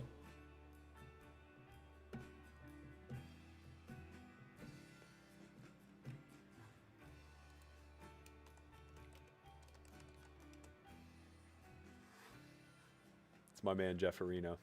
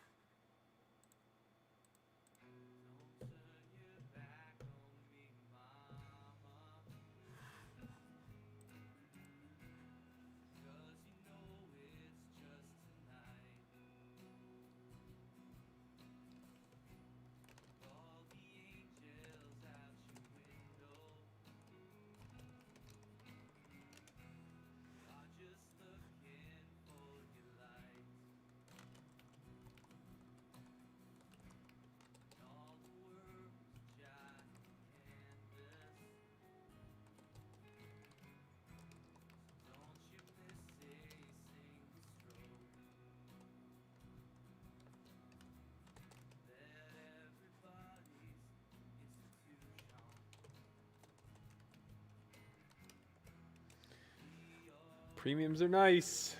Premiums are nice. Even Jesus wasn't safe, girl. On the loving of a friend.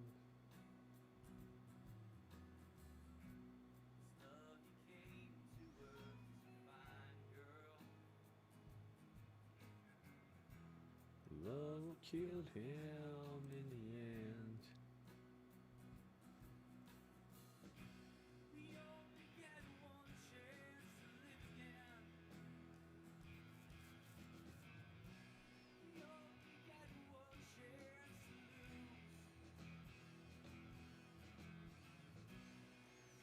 Top pair's nice.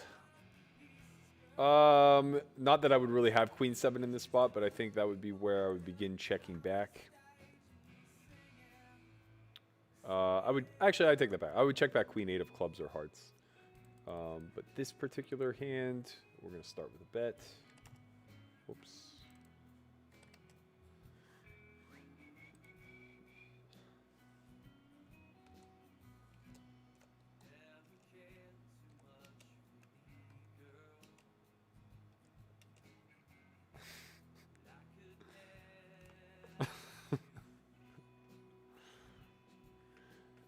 6 is a range card for Yol. I think we could be betting our stronger queens here. As he's not going to have a lot of 5-7. And would happily just charge. With Queen 8, I think I'm going to choose to check this one back. 3 is an okay river. We counterfeit 6-4 if he has it. We obviously lose the 3x, but I wouldn't expect there to be too much of that. Just ace 3 and 5-3 maybe. He goes for half pot. I don't really see any reason to raise. Perhaps if we had like a hand like ace queen, we could consider, but just going to call and beat 9s.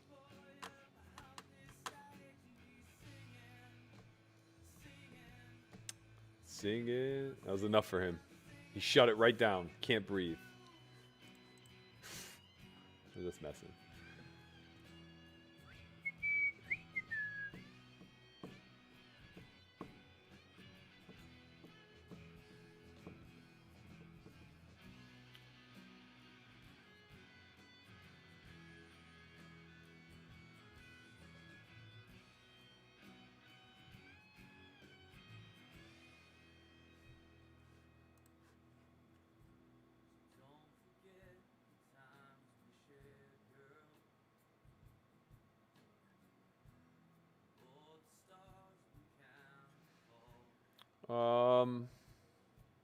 With no diamond and so many poor turns, I think a check back is appropriate. We can bluff catch 1 now, given that we have a bad gutter. Otherwise, I think we have another check back.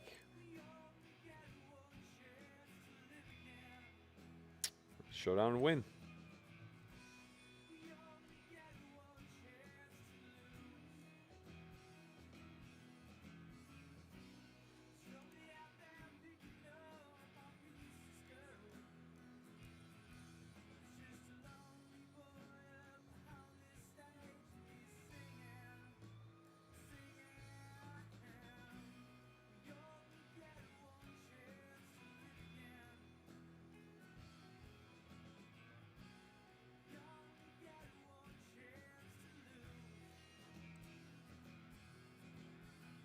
Come here, cat.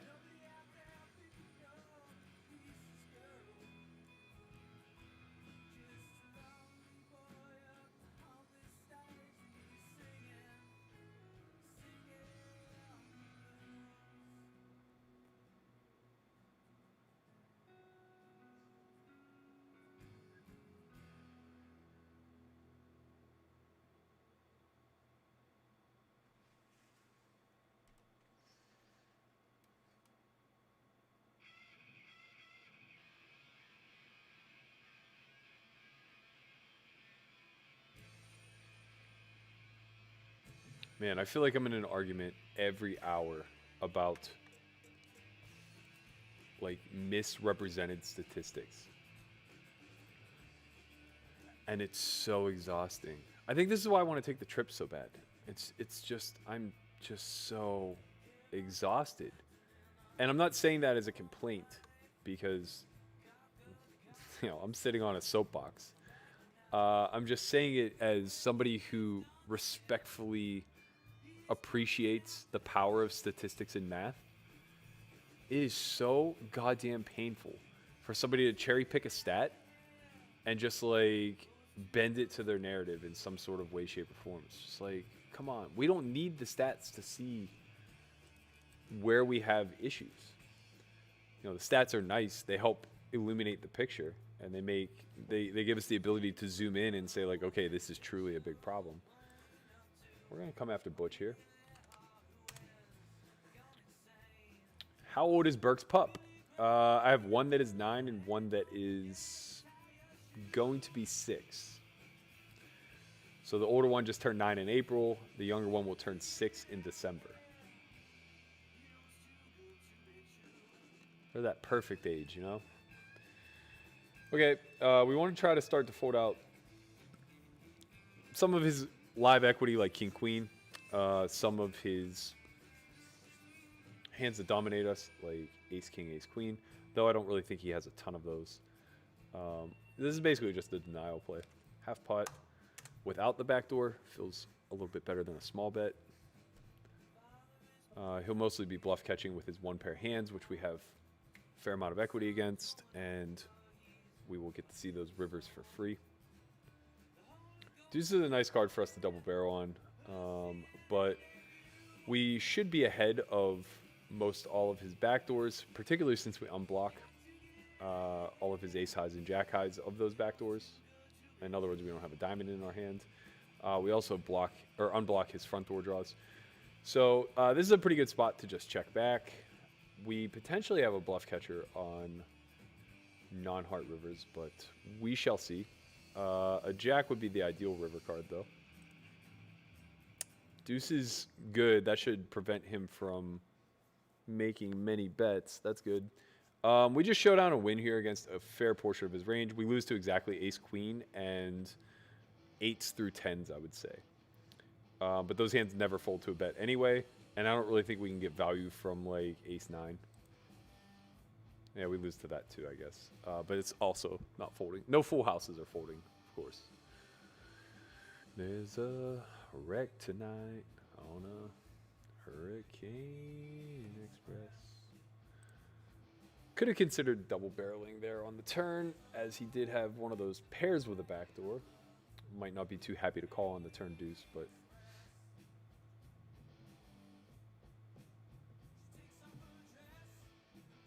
No chance Jordan's a winner at gambling. There's literally no shot in hell. All right, we're just... I kind of want to raise here, man. I kind of want to raise here because this C-bet is a little out of line. C-bet is a little out of line into two people. And we have enough showdown value. I think this is a better raise than like Queen 10 or Jack 10, to be honest. Well, maybe not a better raise, but it's nice to work in because it does have showdown value when called. Not a ton of showdown value, albeit, but it does have some.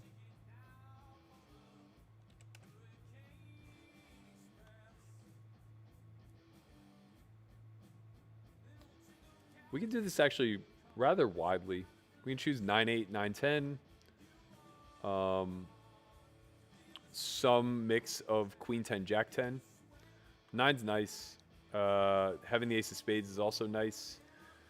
There's a spot where I don't think we're very incentivized to check back. I would have checked back on a 7 or a 6. The 9, I think we can just kind of bet again.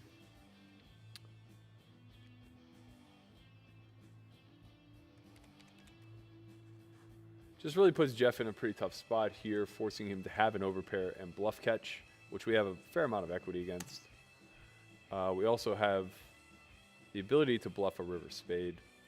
So Jeff is a hero caller, for whatever that's worth.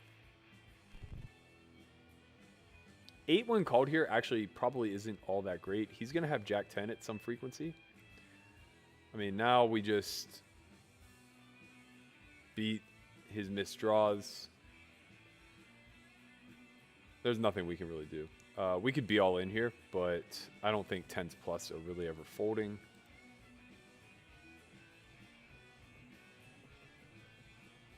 Yeah, we're just going to check down. It's unfortunate.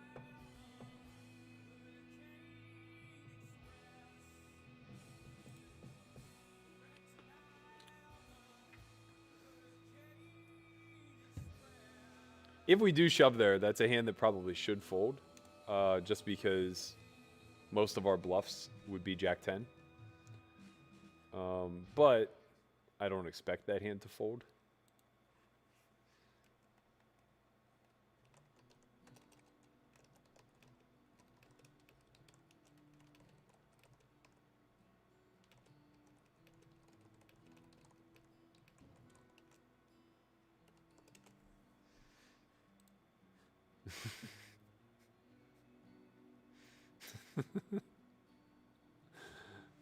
I said anybody else I would have shoved that river, but he's not good enough to fold a pair.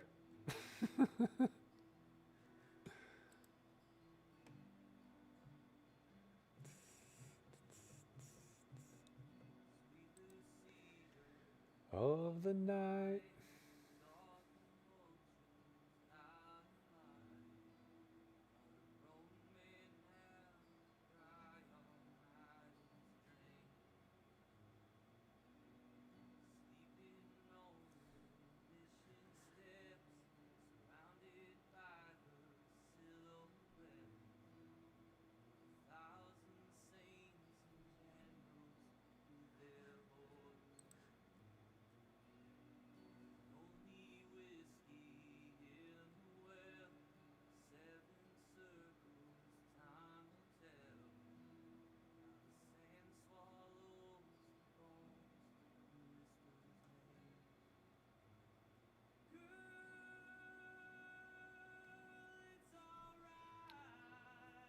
Ooh, this is awkward.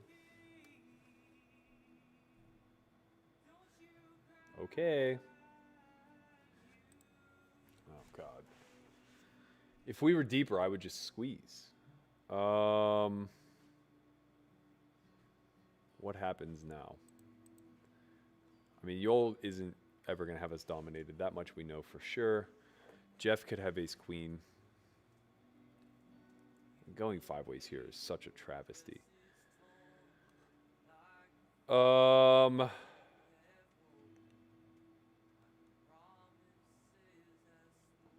Realization is such a problem. We just have to go for it here, man.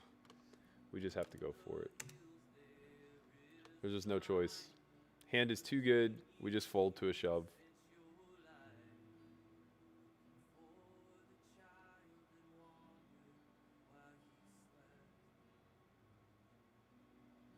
Okay, that's good. I might not even fold to you all if he jammed, to be honest. It's just like 9s and 10s a lot. Brandon says, Berkey, what are some of the factors you consider during WSOP when deciding between MTT's cash games around town? Let me know what you think, man. I don't pick and choose. I just play full schedule.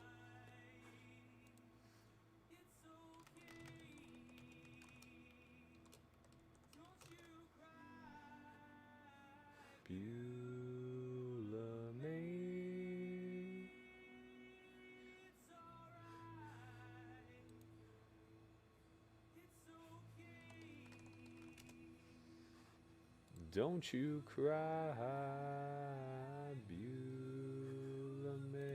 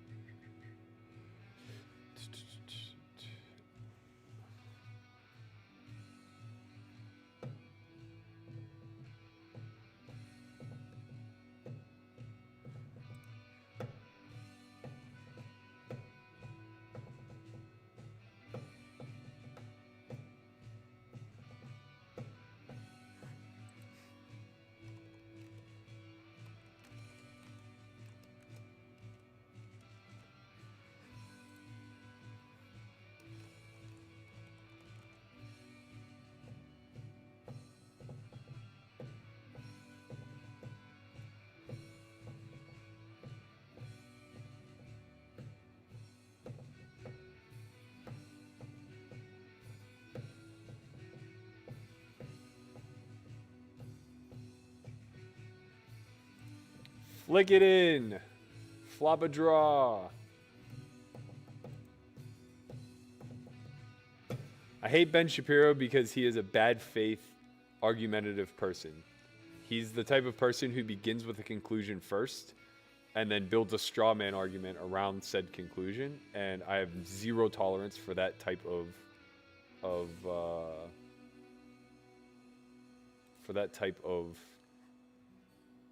I don't know.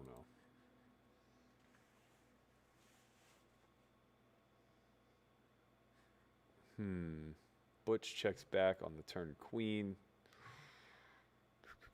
I mean, we have to take a shot at it. This is pretty shitty, but if he has a hand like 8s, he might fold. If he has a hand like 9-10, he might fold. We do block Jack-10, which is very critical.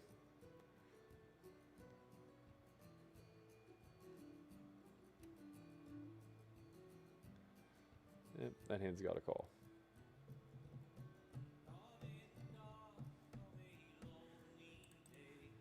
You go walking round in my shadow.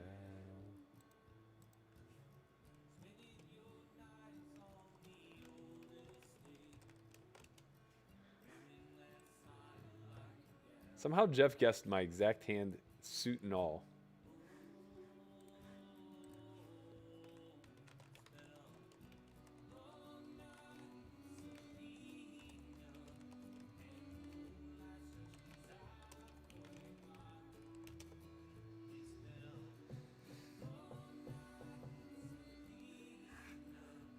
I don't need you to love me.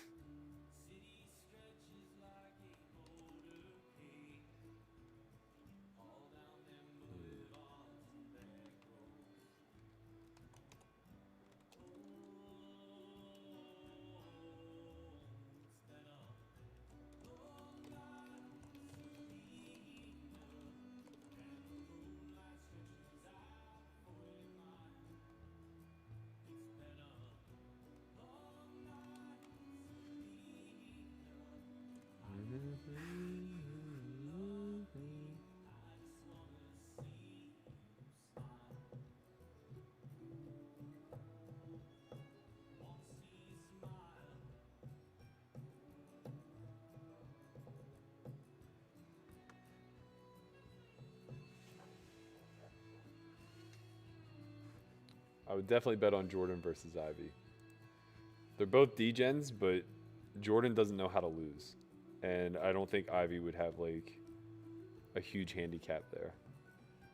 Or, sorry, I guess I don't think Jordan would have a big handicap. Not really a texture I can see bet three ways. Long night, Selena. I surrender.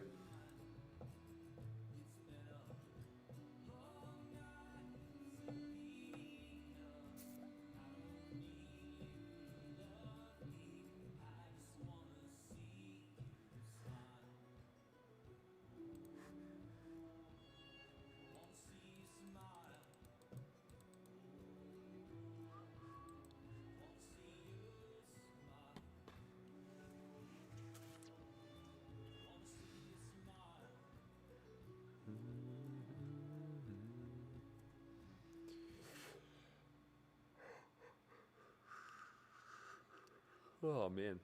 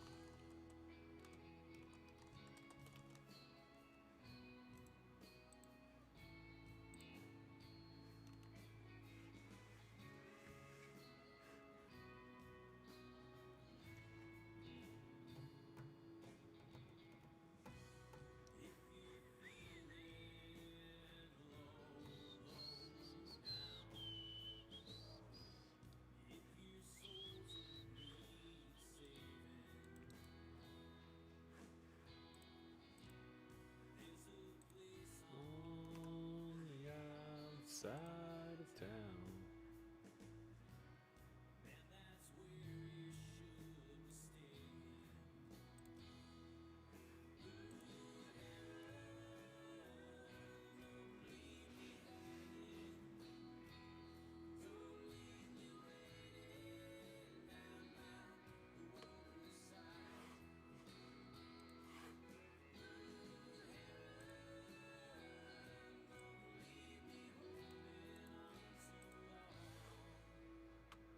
Man, when you guys turn the chat into basketball talk, I just absolutely become nothing.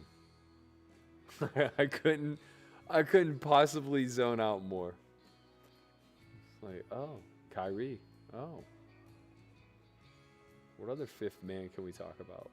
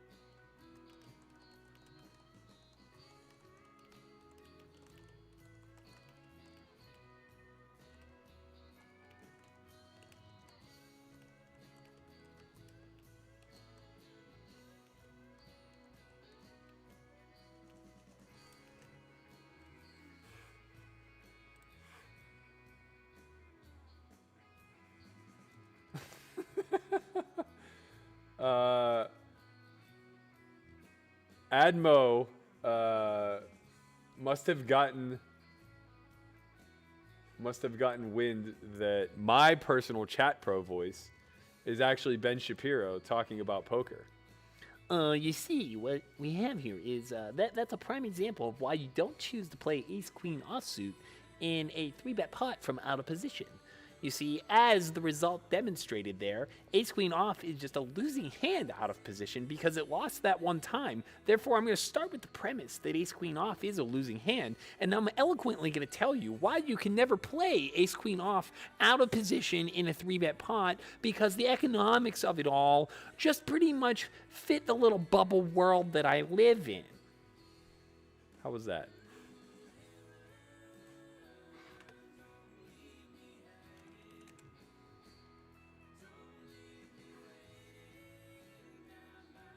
The water side.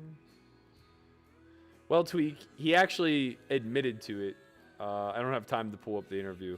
It's like an hour and a half long, but basically he's on record as stating it. But also, if you just watch the framework by which he argues, you can tell it's bad acting.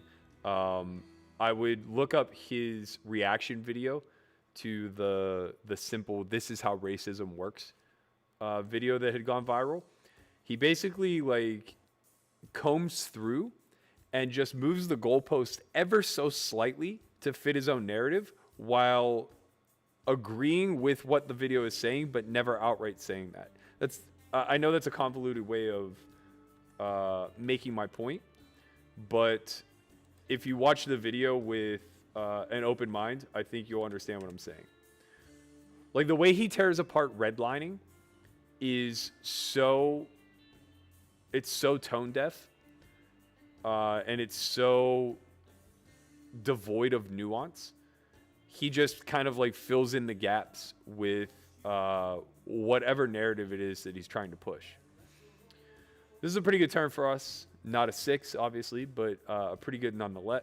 Good turn nonetheless. He will have some King X of clubs and King X of spades, so I can't really bet here. Pretty natural check back. We're not going to be against too many hard draws, I don't think. Most of them would have to possess an 8, a 6,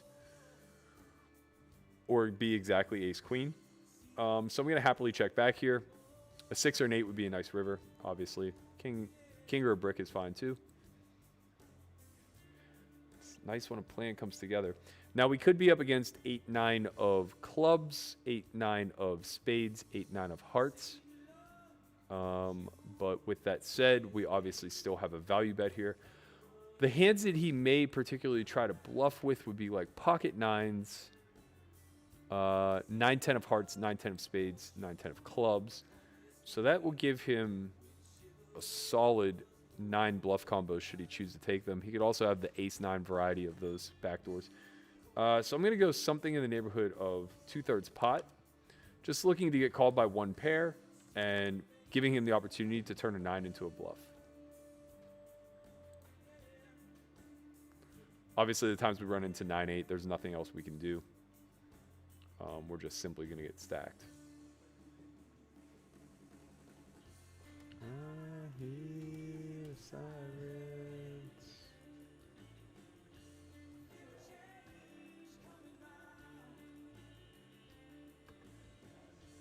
Nice surrender. And he had 10s. Not really a hand he's going to bluff with, just a hand that we're targeting to get paid.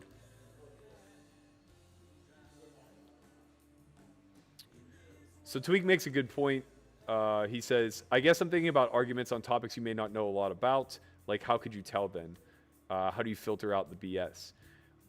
That's a really valid point because I think that's most of what you'll come across, right? I put a tweet thread out about this a few days ago where I see this a lot in the fitness industry, where people get automatic credentials or they're given a platform simply because they're jacked or because they have a PhD in some nonsense adjacent field to fitness or nutrition. Basically, like we give them full credit for very minimal credentials. And the same thing is happening with thought leaders and political analysts and things along those lines.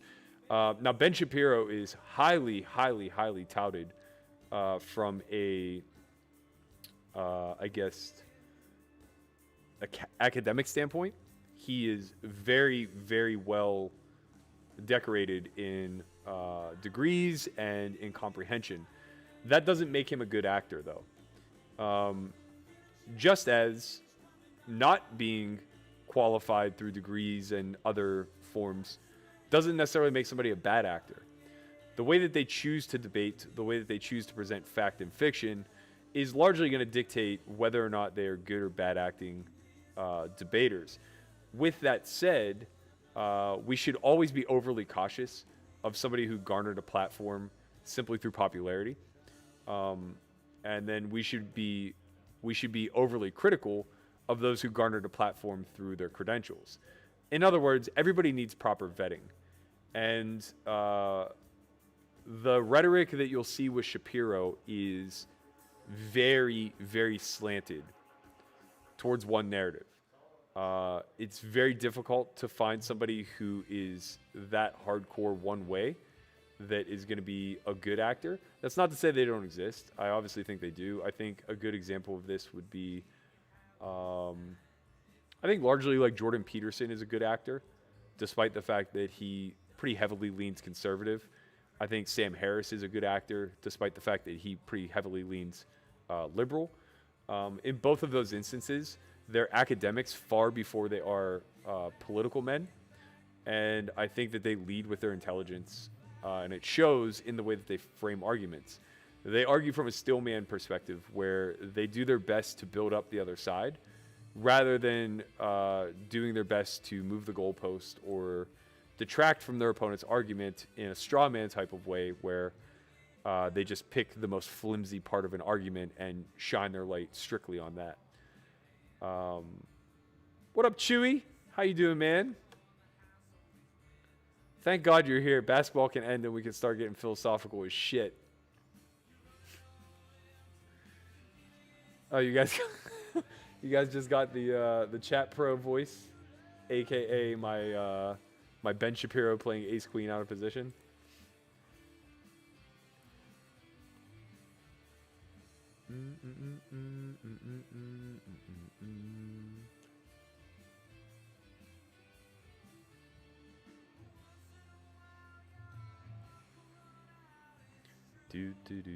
Eugene, you're my favorite conspiracy theorist, man. I just want to hear them all. I literally want to hear them all, man. Everything from we live in a media age of Marxists all the way down to, you know, there's aliens in a bunker on a hill waiting to take us over and control the sim. Tyrone Tracy says, in order to play the WSOP events from California, can I just visit Nevada for a couple weeks, or do I need a permanent address in Nevada? Nope. You're welcome to just visit, sign up, and deposit. So I don't know what part of California you live in, but if you're close to the border, you can just simply drive across and happily just make deposits on the daily.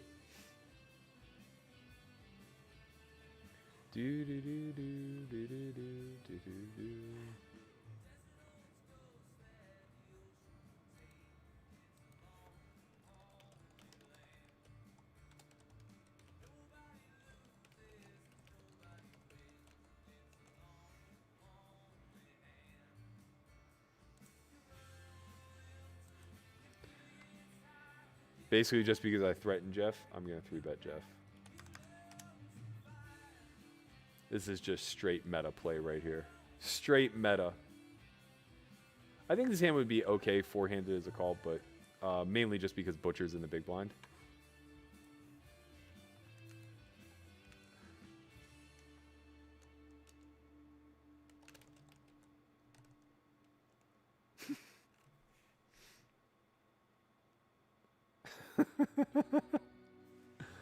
Oh, man. He's fun to play with, man. Jeff's literally one of my favorite people.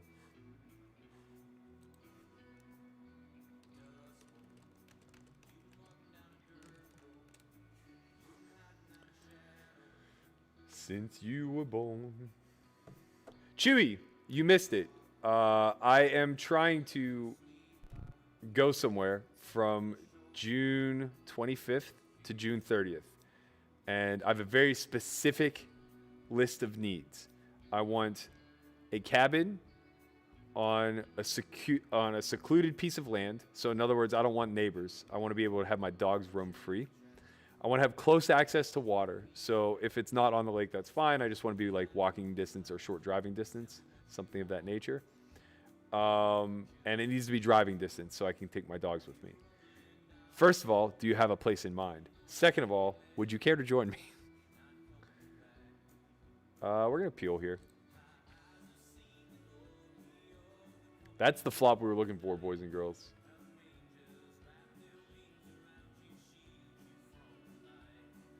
See your hallelujah. Yeah, we have a check back. Really only going to continue on a 5, I think. Jack's not going to do it. 5, 4, or 3 would have kept me in. Deuce would have been meh. Deuce, if I was checked to again, would have maybe given me a bluff, but pretty tough. Worked out exactly how it's supposed to when you play a trashy hand. Following me home. Listen to the wheels before I speak. Ooh. This game's about to break, but I can jump in the 250, though I don't really want to, but I probably will if this game breaks. Oh, Butcher's back. That's nice.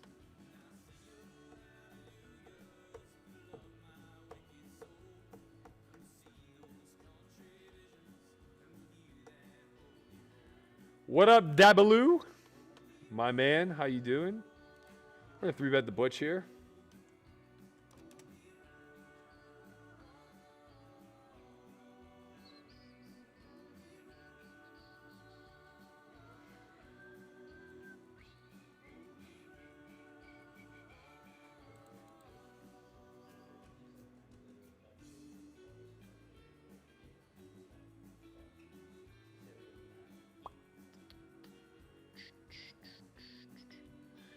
Have you heard of Cosmic Skeptic? I have not. Should I check him out?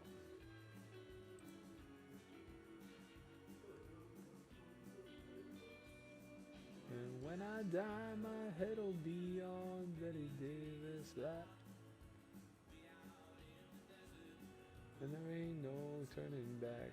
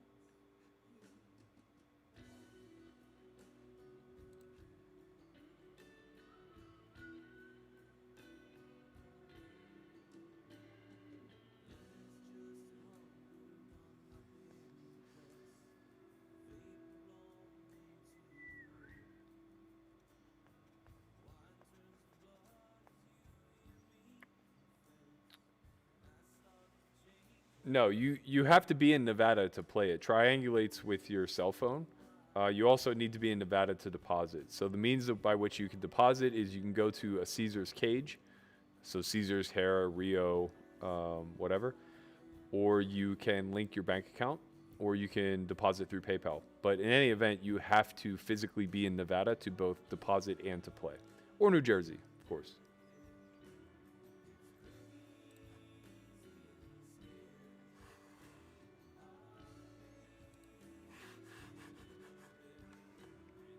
Thoughts on Michael Savage? I don't know who that is.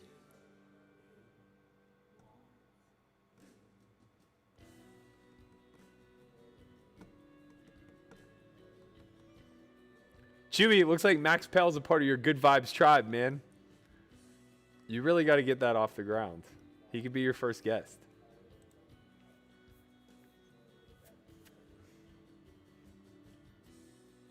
It wants you back.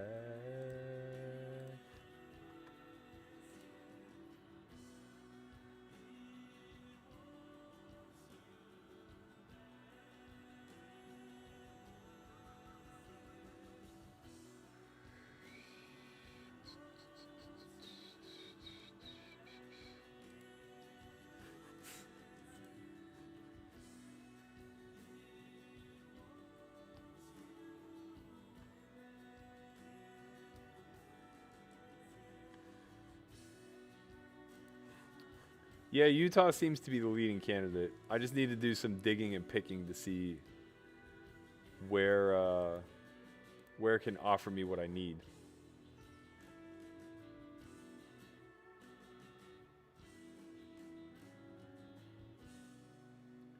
I don't know if Bryn's backed or not, but I'm sure he's selling. Those events are just too big. And it's not a value judgment on anybody.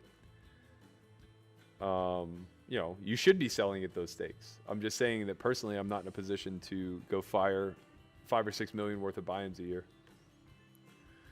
Okay, we have a big bet here. And we can follow through on spades, but not clubs, I don't think. Though we probably just may have to.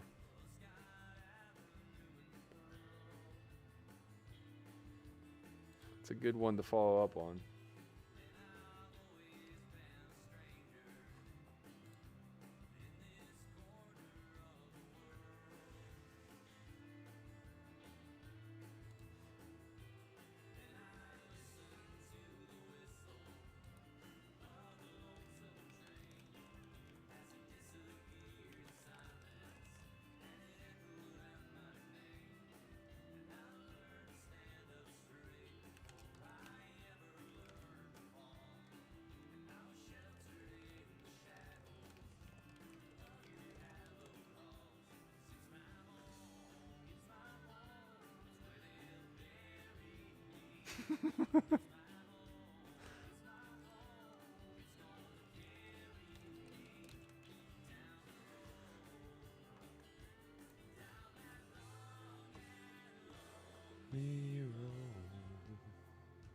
It's my home.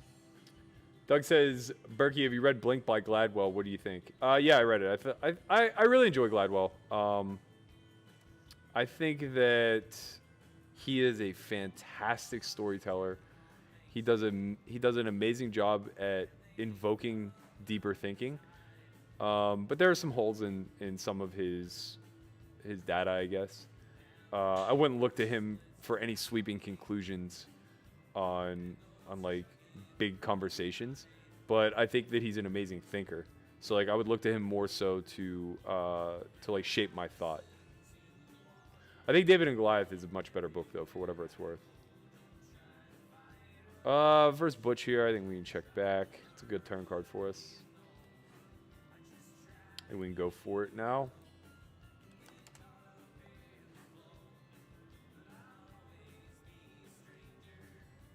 Matter where I go. Zubin, yes, the price is still $9.99. All right, we beat some hands Butch can have here, like 5-6, 5-3. 9-10, 8-9. I don't really see a reason to bet. We lose to that hand, but I don't think that it's necessarily going to fold.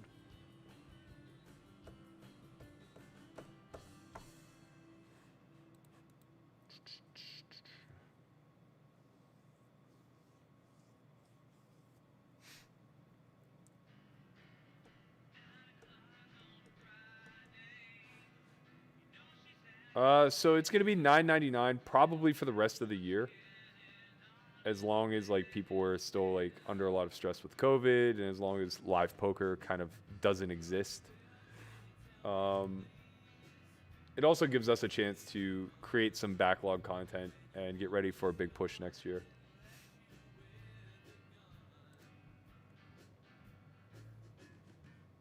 Hang down your head, little girl, and cry so loud.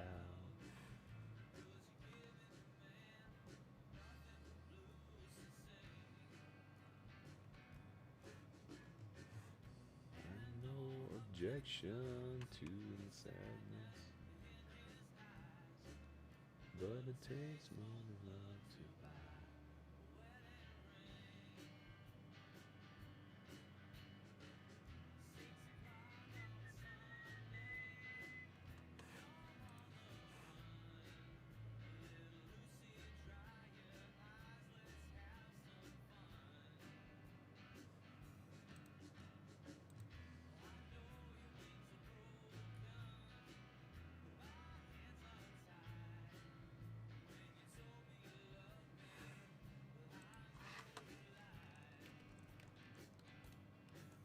Oh no, not the walk.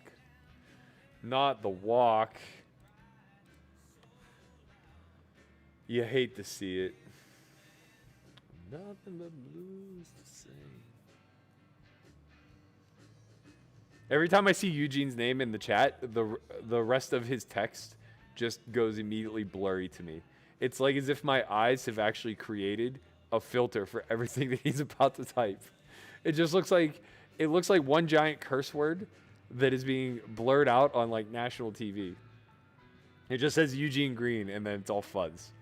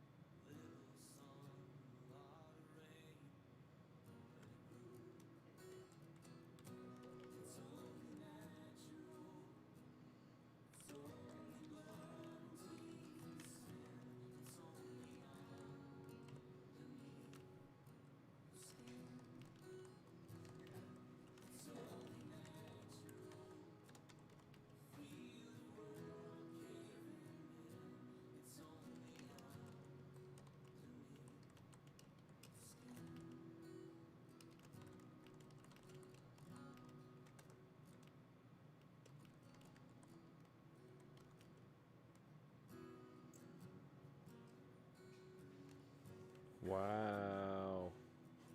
Big pot alert.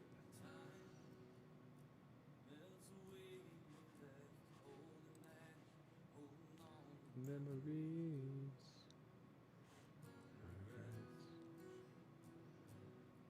No club. We're going to check back.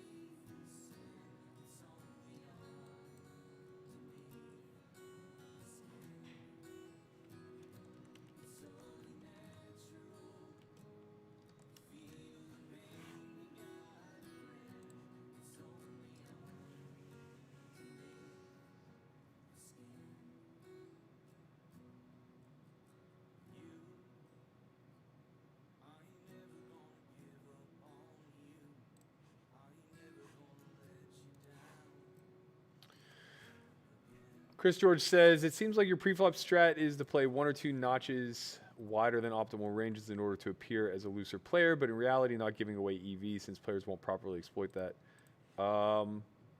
Well, if the latter is true, then the former is false, right?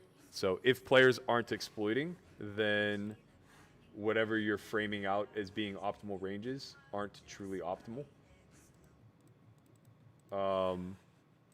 And I guess that would just be my general rebut, is that we don't know what optimal preflop ranges are. We have a guess, and that guess hinges on basically a solver playing against itself, which means that it's two perfect opponents, which we'll just rarely see. So largely speaking, my preflop strategy is to examine the boundaries by which I think I can still navigate profitably post-flop. And obviously that's going to be incredibly dependent upon my opponents. So I'm going to play more hands against Big Butcher, and I'm going to play fewer hands against De or Yoel Romero. Josh says, hey Berkey, longtime lurker, do you think your eloquence plus critical thinking has come about because of age? Or are they skills you've had since high school or college? I certainly am more polished now than I was as a young man, but I think you're probably giving me a little too much credit. I wouldn't say that I'm all that eloquent. And if the question is reframed as have you always been thoughtful, then I would say it stems back to childhood and probably just being forced to be responsible at a very young age. So I've always been one to weigh the risk reward of any decision I made, because I had to. I was 9, home alone, taking care of my sister. So when it comes to using a hot stove or whatever simple tasks throughout the day, you have to weigh what's the benefit, what's the risk, and what's the worst case scenario, and that just kind of extrapolated out as I got older. I appreciate the compliment. I really don't think I have anything figured out, but I do enjoy the process of trying to get to the bottom of stuff.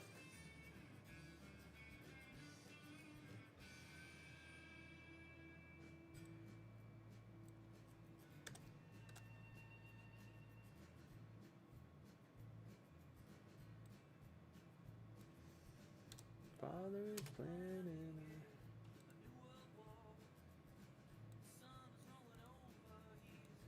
Feeling so.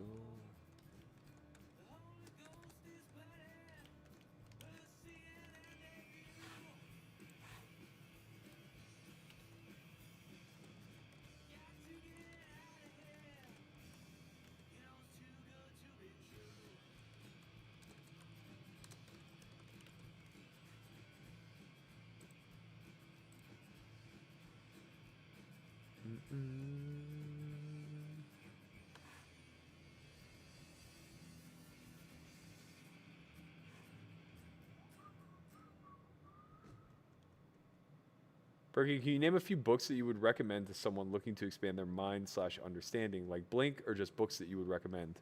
Well, I assume you're a poker player, so one of the first books I would recommend would be Range by David Epstein. That's my current read. Really enjoyable, really digs into the notion of chaotic systems versus kind systems, and it gets into depth as to why specialization is not really meant for humans, why versatility just performs better. And most of it just has to do with the fact that life is chaotic and not kind. But that extrapolates over into poker very, very easily. Obviously, poker is not a kind game. It's very chaotic with the high variance and the unpredictable nature of flops, turns, rivers, etc. So definitely start there, especially if you like Blink. It's kind of in the same tone, only I would say Epstein is much more data-driven and maybe a slightly better reference point of, I guess, somebody digging in. He basically, the reason why I say that is because he opens the book by disproving Gladwell's 10,000 hours notion, but the irony is I thought that was a Gladwell notion, and it wasn't. He actually formed that notion elsewhere. Man, I just give Deh way too much respect. Other books that I found to be useful. Let me 3-bet Jeff's face off here. I thought Can't Hurt Me was a really good biography of Goggins. But, you know, that's more so just like speaking to trauma and overcoming difficulty. Dating back a little bit further. Oh, Jeff wants to play ball. All right. Where do we go to from here? If we call, there's 1,000 in the pot. We have about 3.5 SPR in position. I think calling's best. So this is going to force us to be all in on this flop a lot. Basically, if he c-bets, we don't have to shove, but we really do want to protect our hand. He's going to have a lot of one spade hands. This particular hand is pretty susceptible. It'd be better if it were like a 10 high board. He does still retain jacks in range, which is a problem.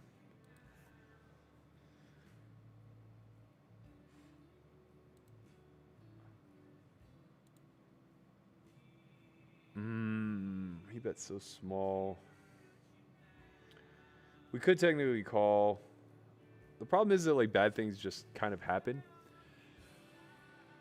Wouldn't be the worst thing in the world for us to be ripping with ace king, ace of spade here also.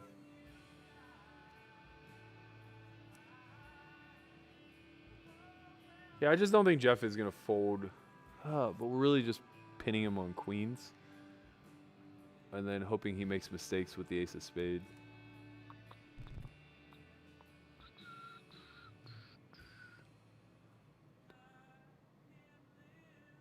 I mean, we have the wider of the two ranges. So I just think, like, for that reason, being all in here is totally fine. Yeah, that happens sometimes. That happens sometimes. I don't really think there was anything we could do to get away. All right. I'm going to quit cash and hop in the 250 tournament.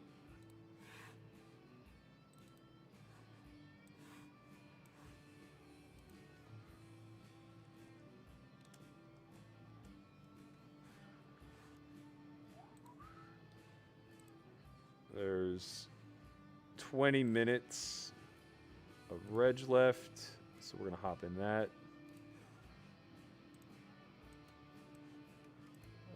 Let's see here. Let me pull up that table.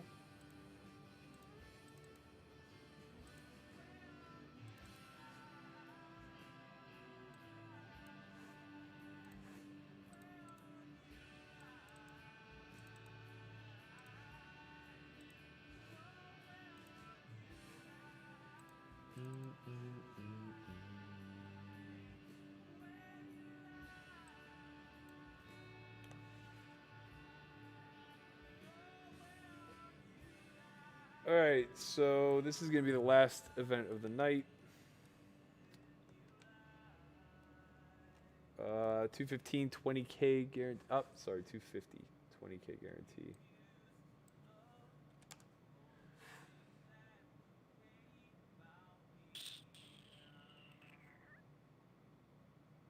Okay, we're just gonna fold.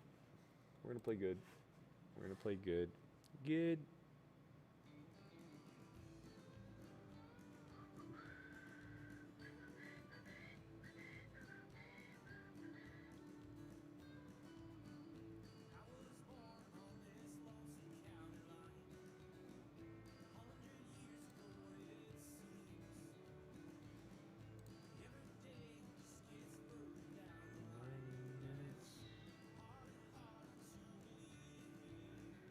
It's hard and harder to believe.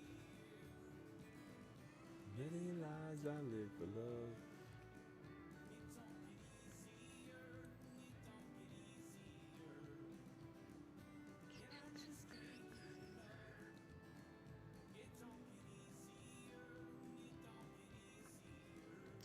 Zed says, "Hi Matt, if two players are playing near optimal, does the game not become hugely variance oriented?" Yeah. I mean, really, kind of the opposite. Like, yes, variance is going to choose a winner in the short term, but if two players are playing perfectly optimal, no one will win but the rake.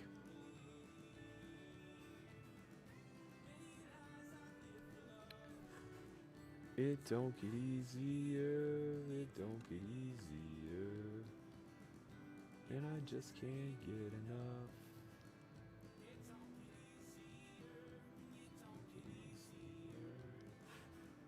I don't think that the author is related to Jeff Epstein. I honestly don't.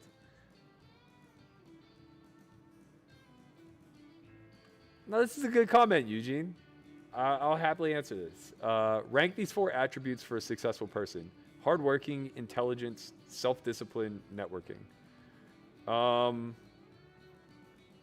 think anybody with above average intelligence automatically has an unfair advantage. So that's probably first and foremost, but it's also the only one in that list that we don't have control over. So I'd like to put it like number 1 with an asterisk. Like, of course that matters, but it's the one thing that we can't really control. So of the other 3 that we do have control over, hard work, self-discipline, networking, I would say self-discipline next, simply because it'll go hand in hand with everything else. Then I would say networking, ranked slightly below self-discipline, and then hard work last. I actually don't really believe in the maxim that hard work pays off. I think that that's kind of fundamentally false. We don't live in a meritocracy. There are a lot of things that earn their unfair share. A lot of things, a lot of people.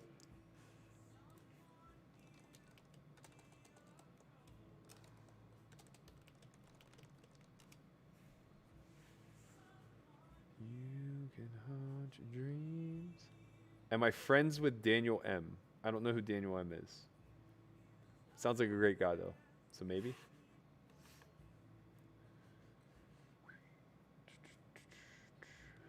Know that things are just exactly all they seem to be, love.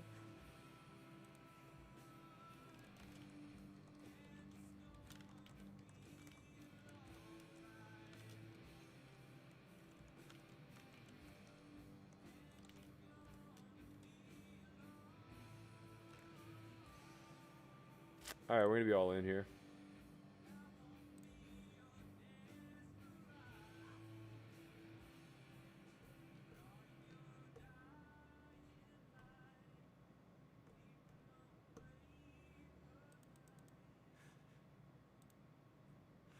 I won't be your donkey.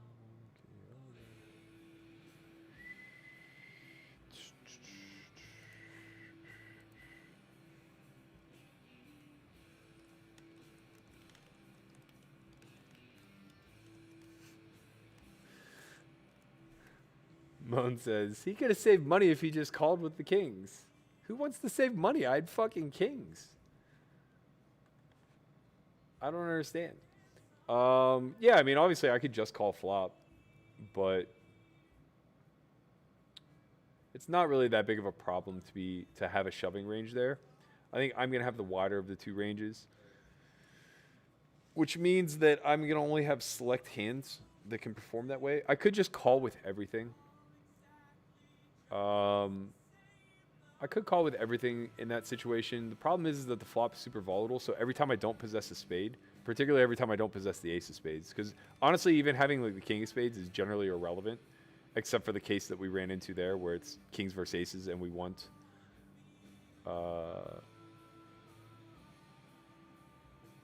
yeah, basically, like, if I have the king of spades, then at least I have outs versus aces without the ace of spades.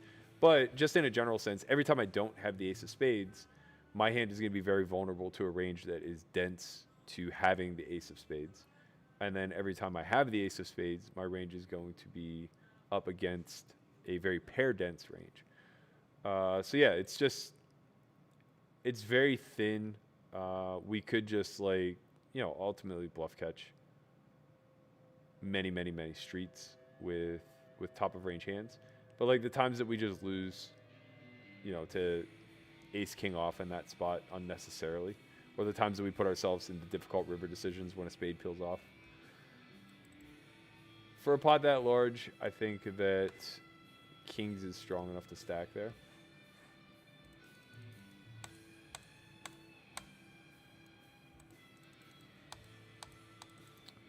We don't stream on Twitch because we don't have a following there. So we're just trying to continue to build our platform on YouTube as we have been. No real reason to deviate, I don't think. We already have 21,000 followers here. They're certainly not all going to transfer over to Twitch. And even if they did, like, we don't exactly gain a huge benefit by being on Twitch. It's not like we're trying to monetize the streams. What up, Marcello? How you doing, man? I'm okay. I'm down like 2K for the day, which is no fun, but it happens. Am I down 2K? Yeah, I'm down 2,100. Meh. Do-do-do.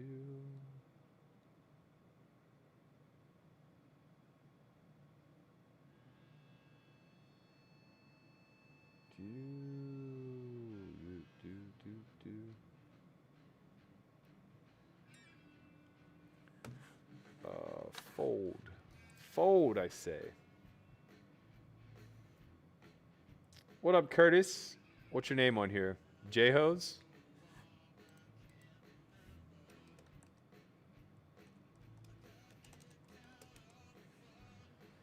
I didn't know I was a member.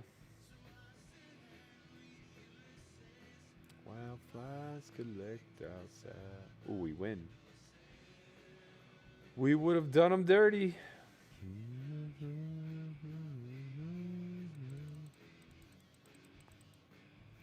That would have been the open rip. Big blind wakes up with nines. We go, how do they always have it? And then we just spike a flush.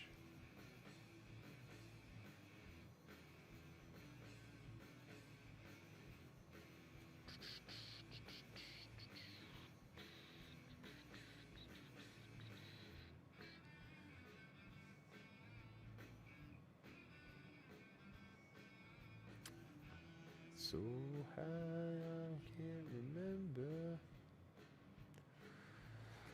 I think this is a hand we gotta flick it in with, man. I think we gotta gamble with this one.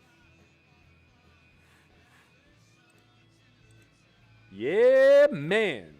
Put a club out there. Put another club out. Oh, we win. It's okay. We win. Put out whatever you want.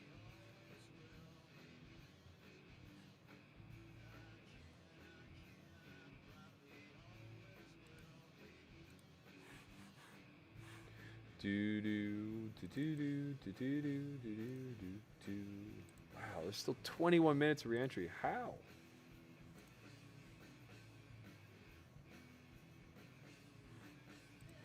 Can I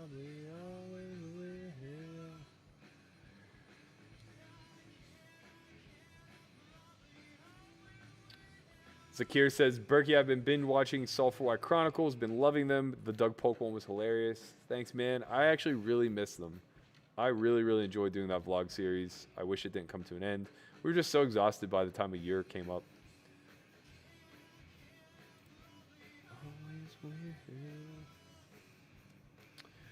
Everybody's saying they think networking's number one. I'm going to explain very clearly why I think that's fundamentally false and why both intelligence and self-discipline are worth tenfold what your network is worth.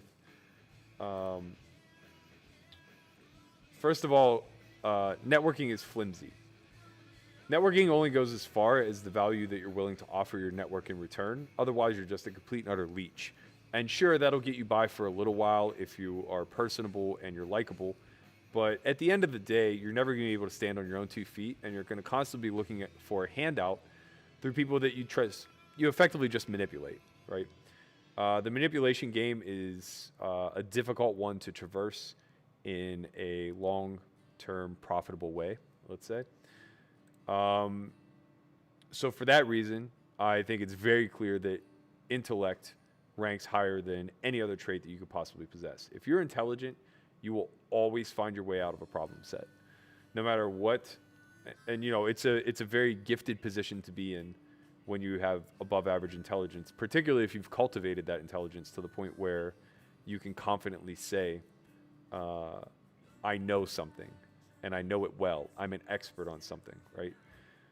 When you garner expertise through knowledge, that can be leveraged in so many different ways that a network would absolutely be rendered useless. You could build $1 billion industry without ever having one single person scratch your back along the way. And there are plenty of people who've done this. So I don't even think it's a question where intelligence ranks. It just first and foremost has to be number one. But not everybody's gifted enough to be a high intellect. So we have to look at the other 3 attributes that are well within our control. And the reason why I think that self-discipline ranks 10x higher than what your network ranks is, again, your ability to bootstrap.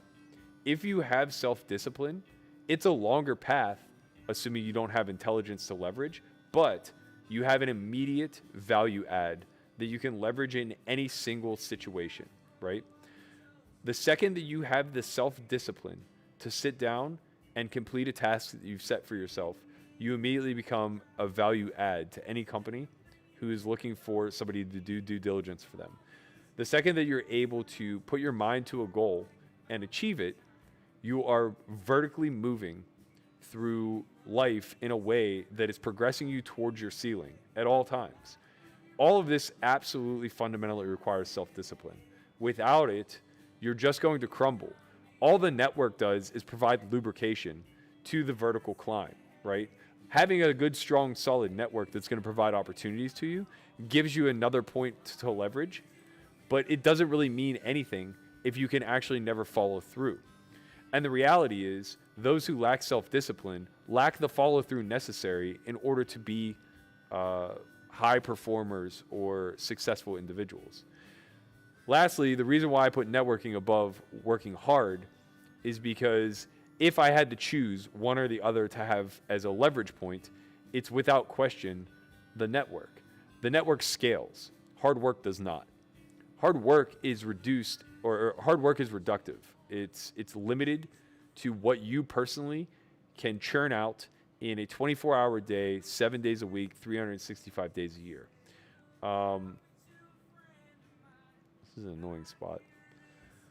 I just don't know what king of spade, queen of spade he would have check flop with. But, I mean, at this point, he bet the 4 people I have to fold. So for that reason, hard work isn't really something that is leverageable, right? Because it doesn't scale. And personally, self-discipline scales much better. Self-discipline can carry itself into the ability to be a leader, right? Self-discipline is probably one of the most fundamental attributes to being a leader, which can now scale out to the flock that you're leading. Hard work doesn't. Hard work is internalized. Hard work will get tasks done, but being a hard worker is a dime a dozen. It's just not worth much. It's not much of a value add. So in that particular instance, I think intelligence, far and away the number one attribute any person would want to possess. Number 2 is to me, a very clear-cut self-discipline. And then a very distant third would be network. And then maybe not even on the page would be hard work.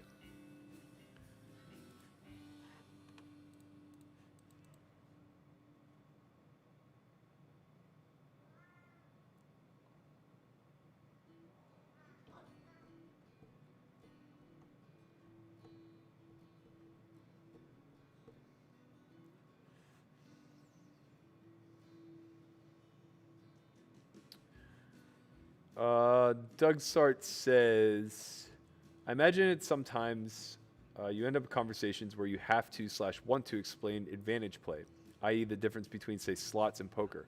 How might you shape your words? Basically just making it understood that in all those other games, the house has an edge and it's fixed. So every single time you pull the lever, you're giving up 3% to the house. And that only extrapolates over volume. So in any one given pool, you can run above average and you can win. But over the duration of all the pools that you make in your lifetime, you are likely to pay 3% to the house. In poker, it doesn't work that way. It's mano y mano. So edges are defined based upon skill sets, which are going to be variable dependent upon each opponent that you run into. So you can have huge edges, you can have small edges, you can have negative edges. And that's what makes the game so interesting. It's also what makes the game so, I guess, volatile in nature. Oh, boy. Was LOL the one who opened shove King 10? He was. Okay, we're in a flat. How were your parents with your career decision? They weren't really involved. My grandparents were super supportive. But I kind of just grew up in a household where the adults almost looked to me in a certain way for guidance. Like, they just had implicit trust with me. So it was more so like they would look to me as far as like, well, what are you going to do now?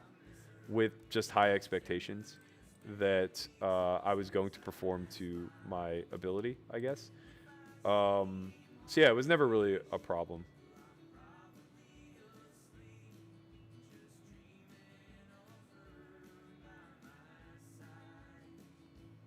By my side. I didn't teach homeschool today. I had a day off. When's the next time I'm going to play live? I don't know. I'm not in any real rush, to be honest.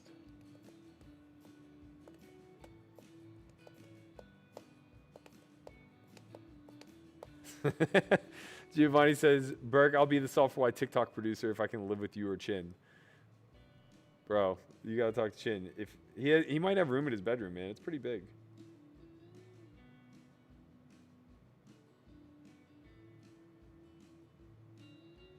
Night starts to fall, and the birds start to... Chin says a lot of experts with law degrees dealing at the win. That's because they don't have self-discipline, Chin. They certainly don't lack a network. If you went to law school, you have a fucking network. Get sold. If you see my love, we tell her that I miss her. We tell her it's weeks since I smiled.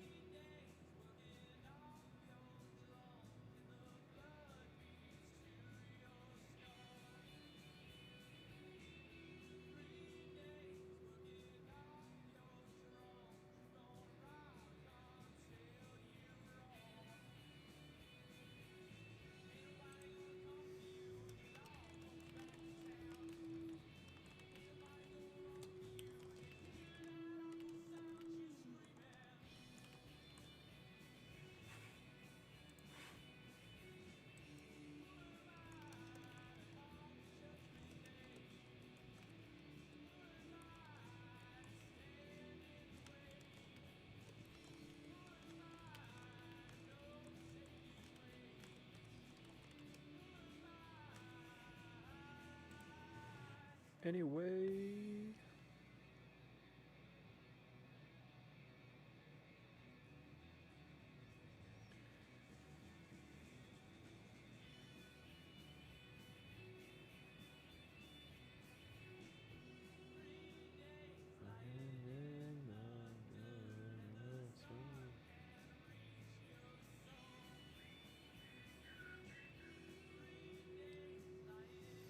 Sid says, I mean, self-discipline is nice, but I think having a family member that can donate a building to the med school you are applying to or applying for helps a little bit more. I think that that's only true for fast tracking. I don't think fast tracking really does a whole lot for someone's quality of life. Sure, you can make more money that way. If we're literally talking about dollars and cents, what is going to make you more dollars and cents, then yeah, you know, having someone grease the wheel for you is certainly going to be the most frictionless path. But if we are talking about the most well-rounded, self-sustaining life, without question, it's going to be intelligence followed by self-discipline in my mind.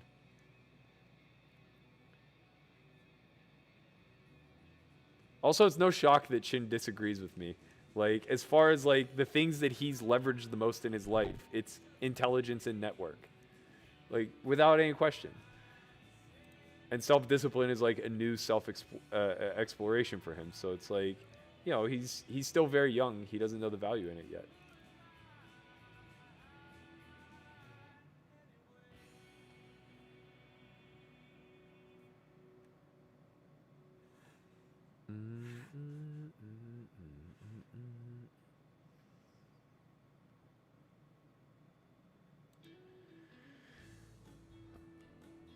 If it wasn't for Birdo, I would have certainly been delayed longer. But yeah, you know, somehow I would have scraped up money. It just would have slowed things down. Network is always a nice fast track, but it's not the only track. I'm not trying to minimize what he did for me. I think it was really helpful. But also, it was a byproduct of self-discipline. I'd spent 10 months broke in studying, and he recognized that.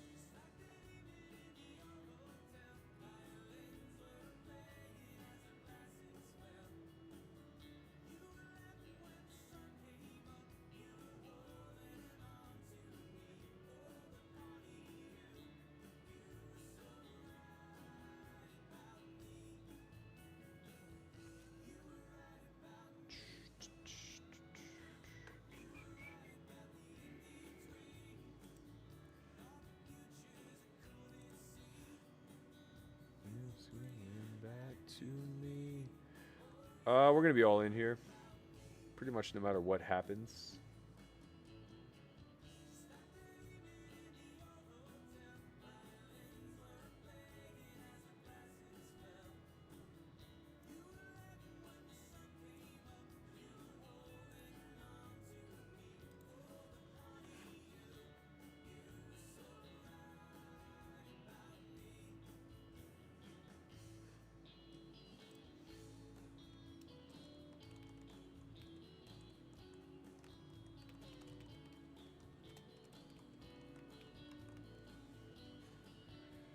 I think we have a call off here. Good luck, us.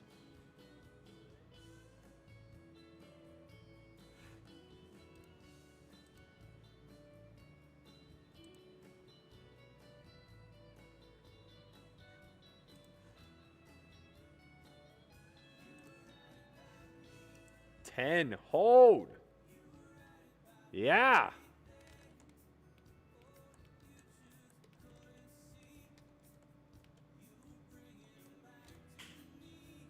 Oh, you were right about me. In the old hotel, violins were praying and the glasses fell.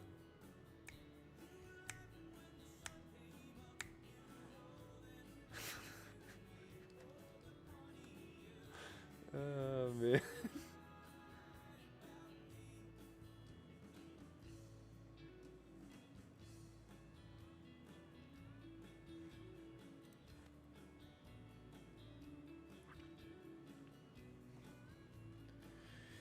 This whole ranking system is being examined very incorrectly. You guys are trying to determine which one naturally makes life easier, when the reality is the question is framed as which one creates greater leverage. Being intelligent is always going to create greater leverage than anything else that you're offering up. Long-term leverage. You will always be able to leverage the fact that you're smart. If you know a smart person who's not doing anything with their life, it's because they're lost, lack guidance, or lack motivation. Fact of the matter is, all I'm saying is it means they're not leveraging their intellect. And that's a choice, right? Just like if you have a robust network and you don't lean on it, you're not leveraging that network, therefore it's worthless to you. But you don't need any one of these particular things in order to be successful. Some just make it a lot easier than others. Some are just far greater points of leverage than others. Intelligence yields opportunities. Intelligence yields networks. Intelligence yields self-discipline, right? It is all-encompassing whenever you're looking at the hierarchy of this. Self-discipline yields opportunities as well to leverage. Yes, having a network that is going to spoon feed you and drag you around on a leash will always be the fast track, but at the end of the day, it doesn't do that much for you whenever it comes to effectively attempting to set yourself up for the long term. So you can be handed everything, but if you don't know what to do with it and you don't know how to vertically scale it, it's completely and utterly useless to you. It's just basically biding time. This is the first thing I propose my students whenever they come to me and say, I would be more successful at poker if I had more money. It's like, okay, if I gave you $100,000 tomorrow, what would you do with it? And the answer is always just play. They don't know what stakes. They don't know how many hours. They don't know what their edge is. They don't know this. They don't know that. They don't have anything to leverage. There's no knowledge. There's no skill. They literally would only have the money that I would be personally giving them in order to leverage. Therefore, there is no leverage, right? It would just be biding time until they went broke off of a larger sum of money than they're accustomed to going broke off of. This is the same thing in life. If somebody in your network offers you a great opportunity with a high-end job that has a huge salary and is going to pay dividends for the long run, what does it matter if you can't actually do the job? Right? What does it matter for your personal integrity or your growth as a human being if you're just getting a check to show up to do nothing? That's all fine, but money isn't how we define or validate ourselves completely. This is dicey. We have to tax him. I think I'm just gonna rip. I think that's best. Oh. John Cronin says, why is all-in shoving online more prevalent than in live games / live tournaments? Because we're shallow. Stacks are much shallow, much more often in the online realm. The game's faster. You're watching it play out much quicker. So what would take hours live, like in this particular instance, we are on level 15. So what would take an entire day live took 90 minutes in this particular instance, right? And you just got to watch it all play out. So of course there's gonna be a lot of shoving.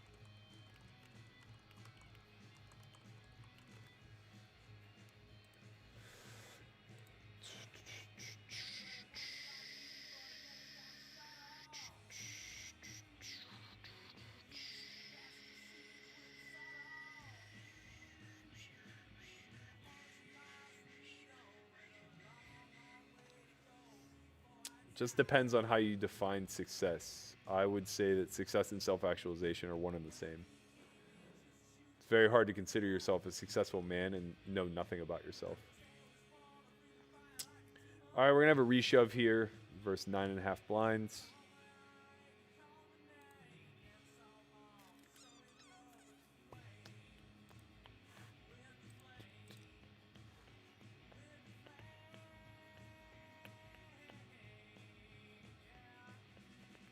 Hold, baby. Ah. Blah.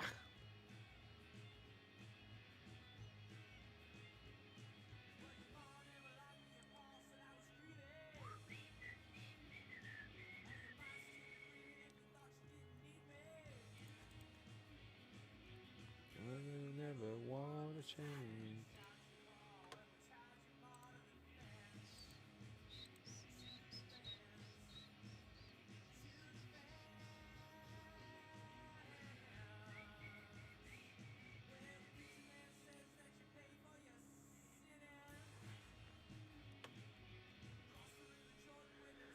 I'm going to stop commenting on Christian's bet. He just like goads me into talking about it because he wants to paint me as the enemy.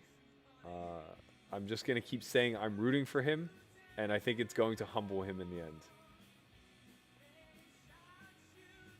Down, honey, they shot you down. They shot you.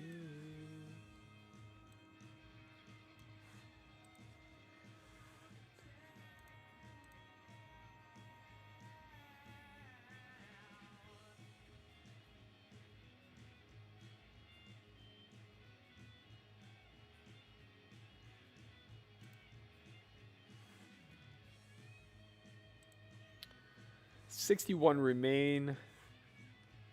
20 are going to get paid. 12,000 the first. This got nice.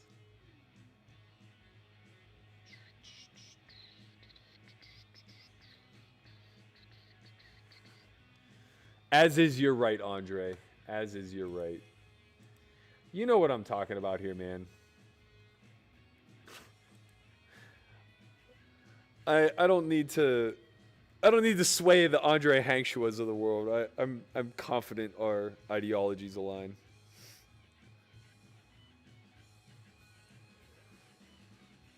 They shot you down. Man, I'm sore. Oh.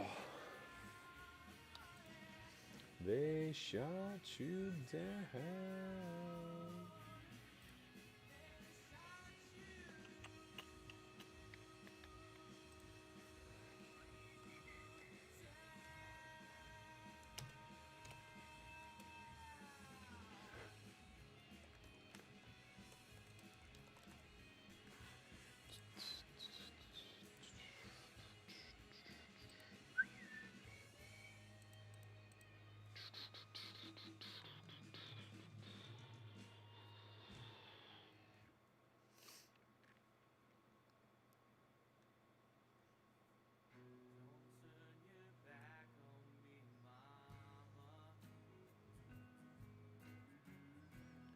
Cause you know it's just tonight.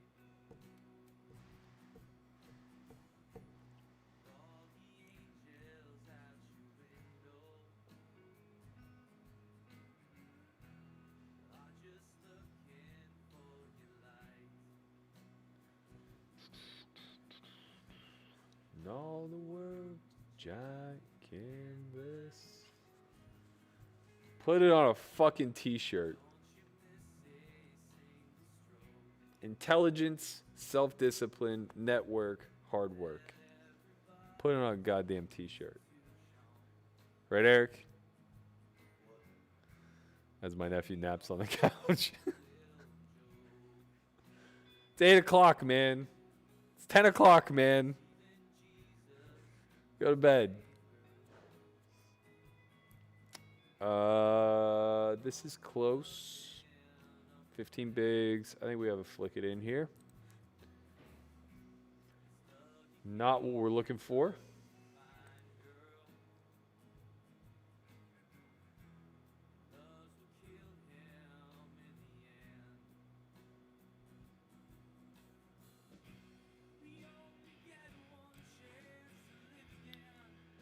T says, it sounds to me you are the purest proponent that white privilege, specifically in a country with as much abundance of resources as the USA, is likely highly overrated, and I would agree with that. You couldn't be more wrong, sir. We weren't talking about privilege. Privilege was kind of assumed in this particular instance. Privilege is a whole nother conversation. Privilege obviously ranks above literally everything. As you know, it's the difference between a head start and coming from behind. Yeah, I agree that the United States offers more abundance than almost anywhere, but you're seeing that from a framework of somebody who has that abundance available to them. Imagine an apple tree in full bloom that has more apples than can feed an entire community. There are no ladders, and only tall people can reach them, and you yourself happen to be 3'4". You're going to be forced to climb a tree and shake these apples out and then fight for them as they approach the ground with other people who aren't as tall, right? It's far more competitive whenever you are not born into simple privileges, be it intelligence. Yeah, what are you talking about? I ranked intelligence number 1. What's more privileged than being born smart? I'm just gonna rip here. I don't really think we can induce.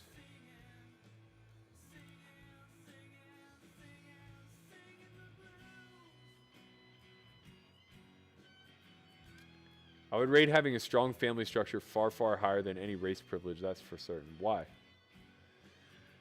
I don't understand.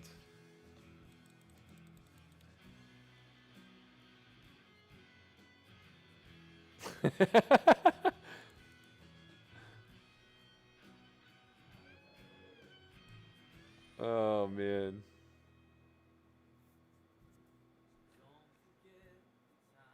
Sugar.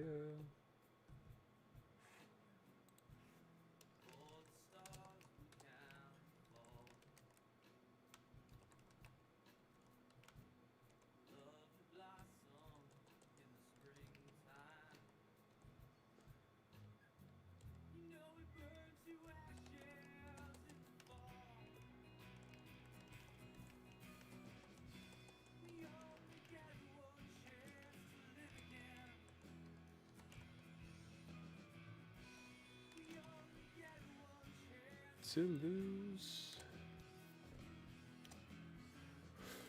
It's lonely out there picking up the pieces go.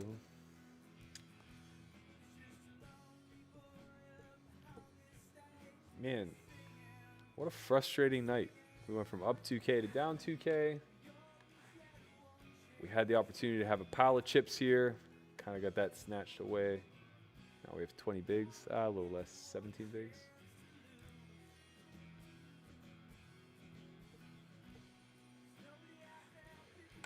I'll tell you what, man, there is a big majority of the world that would trade places with these monks that you speak of versus having simple and utter monetary wealth. I think money is a young man's game. I think young people mistake money for validation, and they put it at the forefront, and it ultimately leads to a carrot on a string for the rest of your life, where you're just chasing nothingness. I'll be back.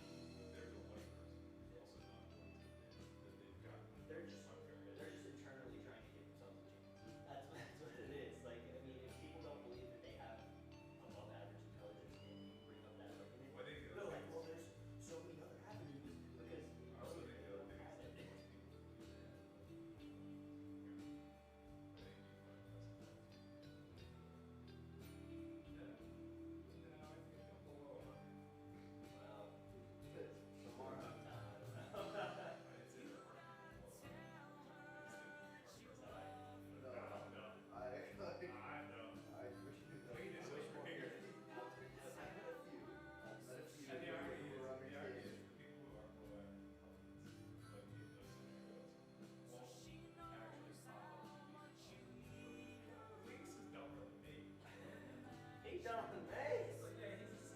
He also failed doesn't he calm shit. On the other fucking one.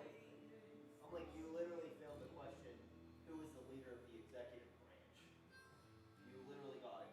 I would wager that in today's day and age, you pick a gun by answering. When Miss Johnson senior year, like I think she said like over 25 kids got that question wrong. I was like, out of 68, 25 got it wrong. The leader of the executive. What do I got? What do I got? I got nothing. Go ahead, timeout.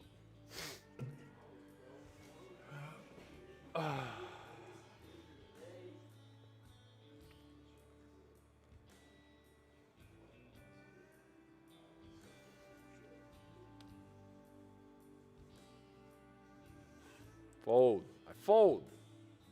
It was raining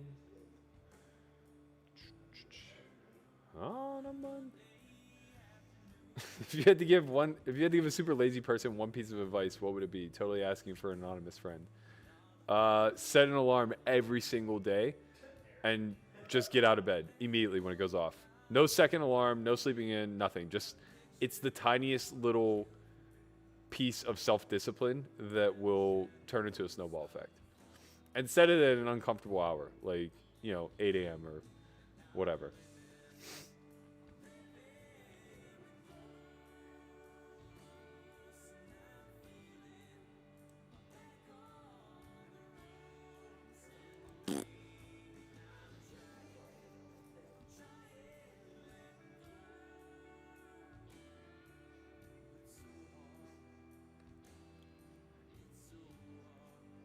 You're living with.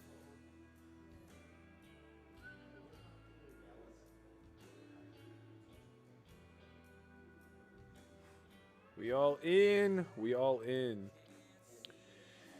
7-7 a standard reshove there. Seems kind of marginal at best. I could see calling from the blinds, but the fact that you're flipping at best versus range. He had king 10 off, man. Why do you think I'm flipping at best? He certainly has 2s through 6s. He certainly has ace deuce suited through ace 7 suited. Oh, don't make me bust out my chat pro voice. I don't think I have it in me to do it twice. Well, you see, if you have a pocket pair and somebody shoves all in for 10 big blinds, you're obviously just flipping at best. He could have 8s, 9s, 10s, jacks. What are you going to do then? Then you just lose the pot. Yeah, we lose sometimes, man. We don't get to control that, Trying to let go so hard.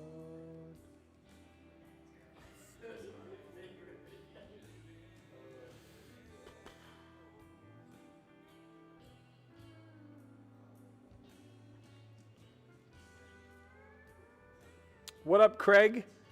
I was just talking about Australia today, saying how much I miss it and wish I could go back. Not now, though. I think you guys are in winter now. I don't want anything to do with that.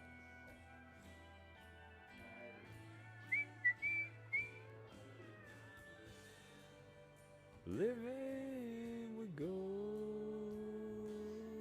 and I'm feeling.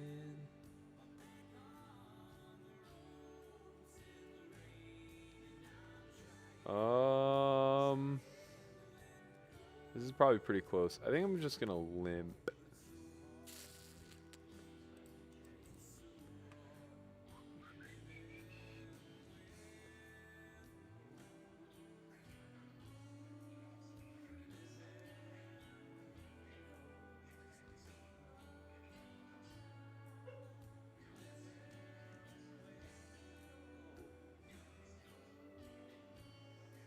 Not the best flop for us, but he doesn't really flop any strong hands. So we definitely have a path to betting.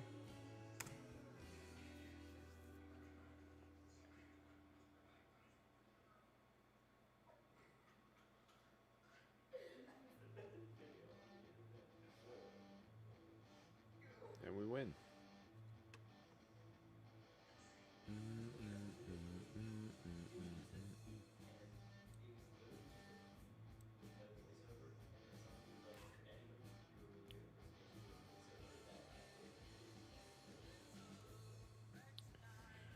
Oh man, this is close.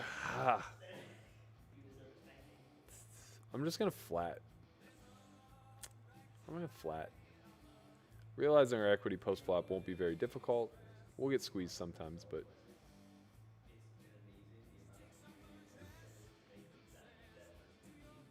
meh.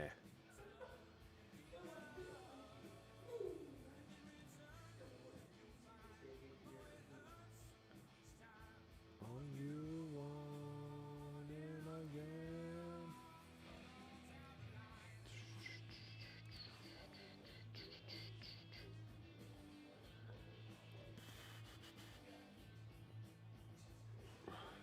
Man, they're just dealing me the trouble. I'm gonna limp again.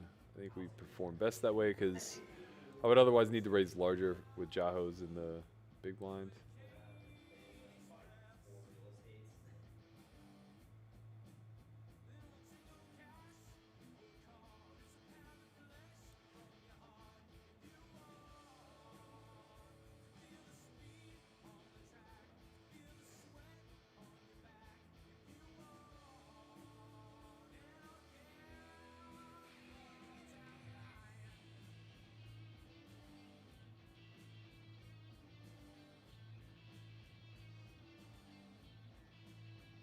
Good flop.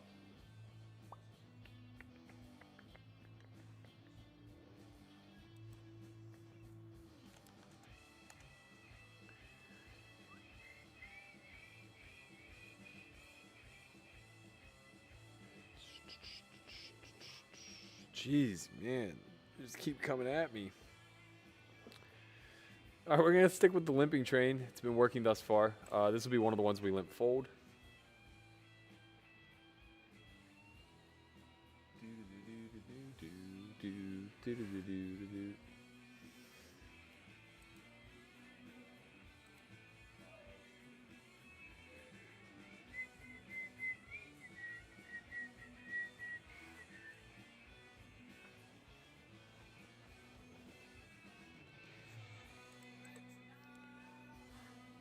Hurricane Express.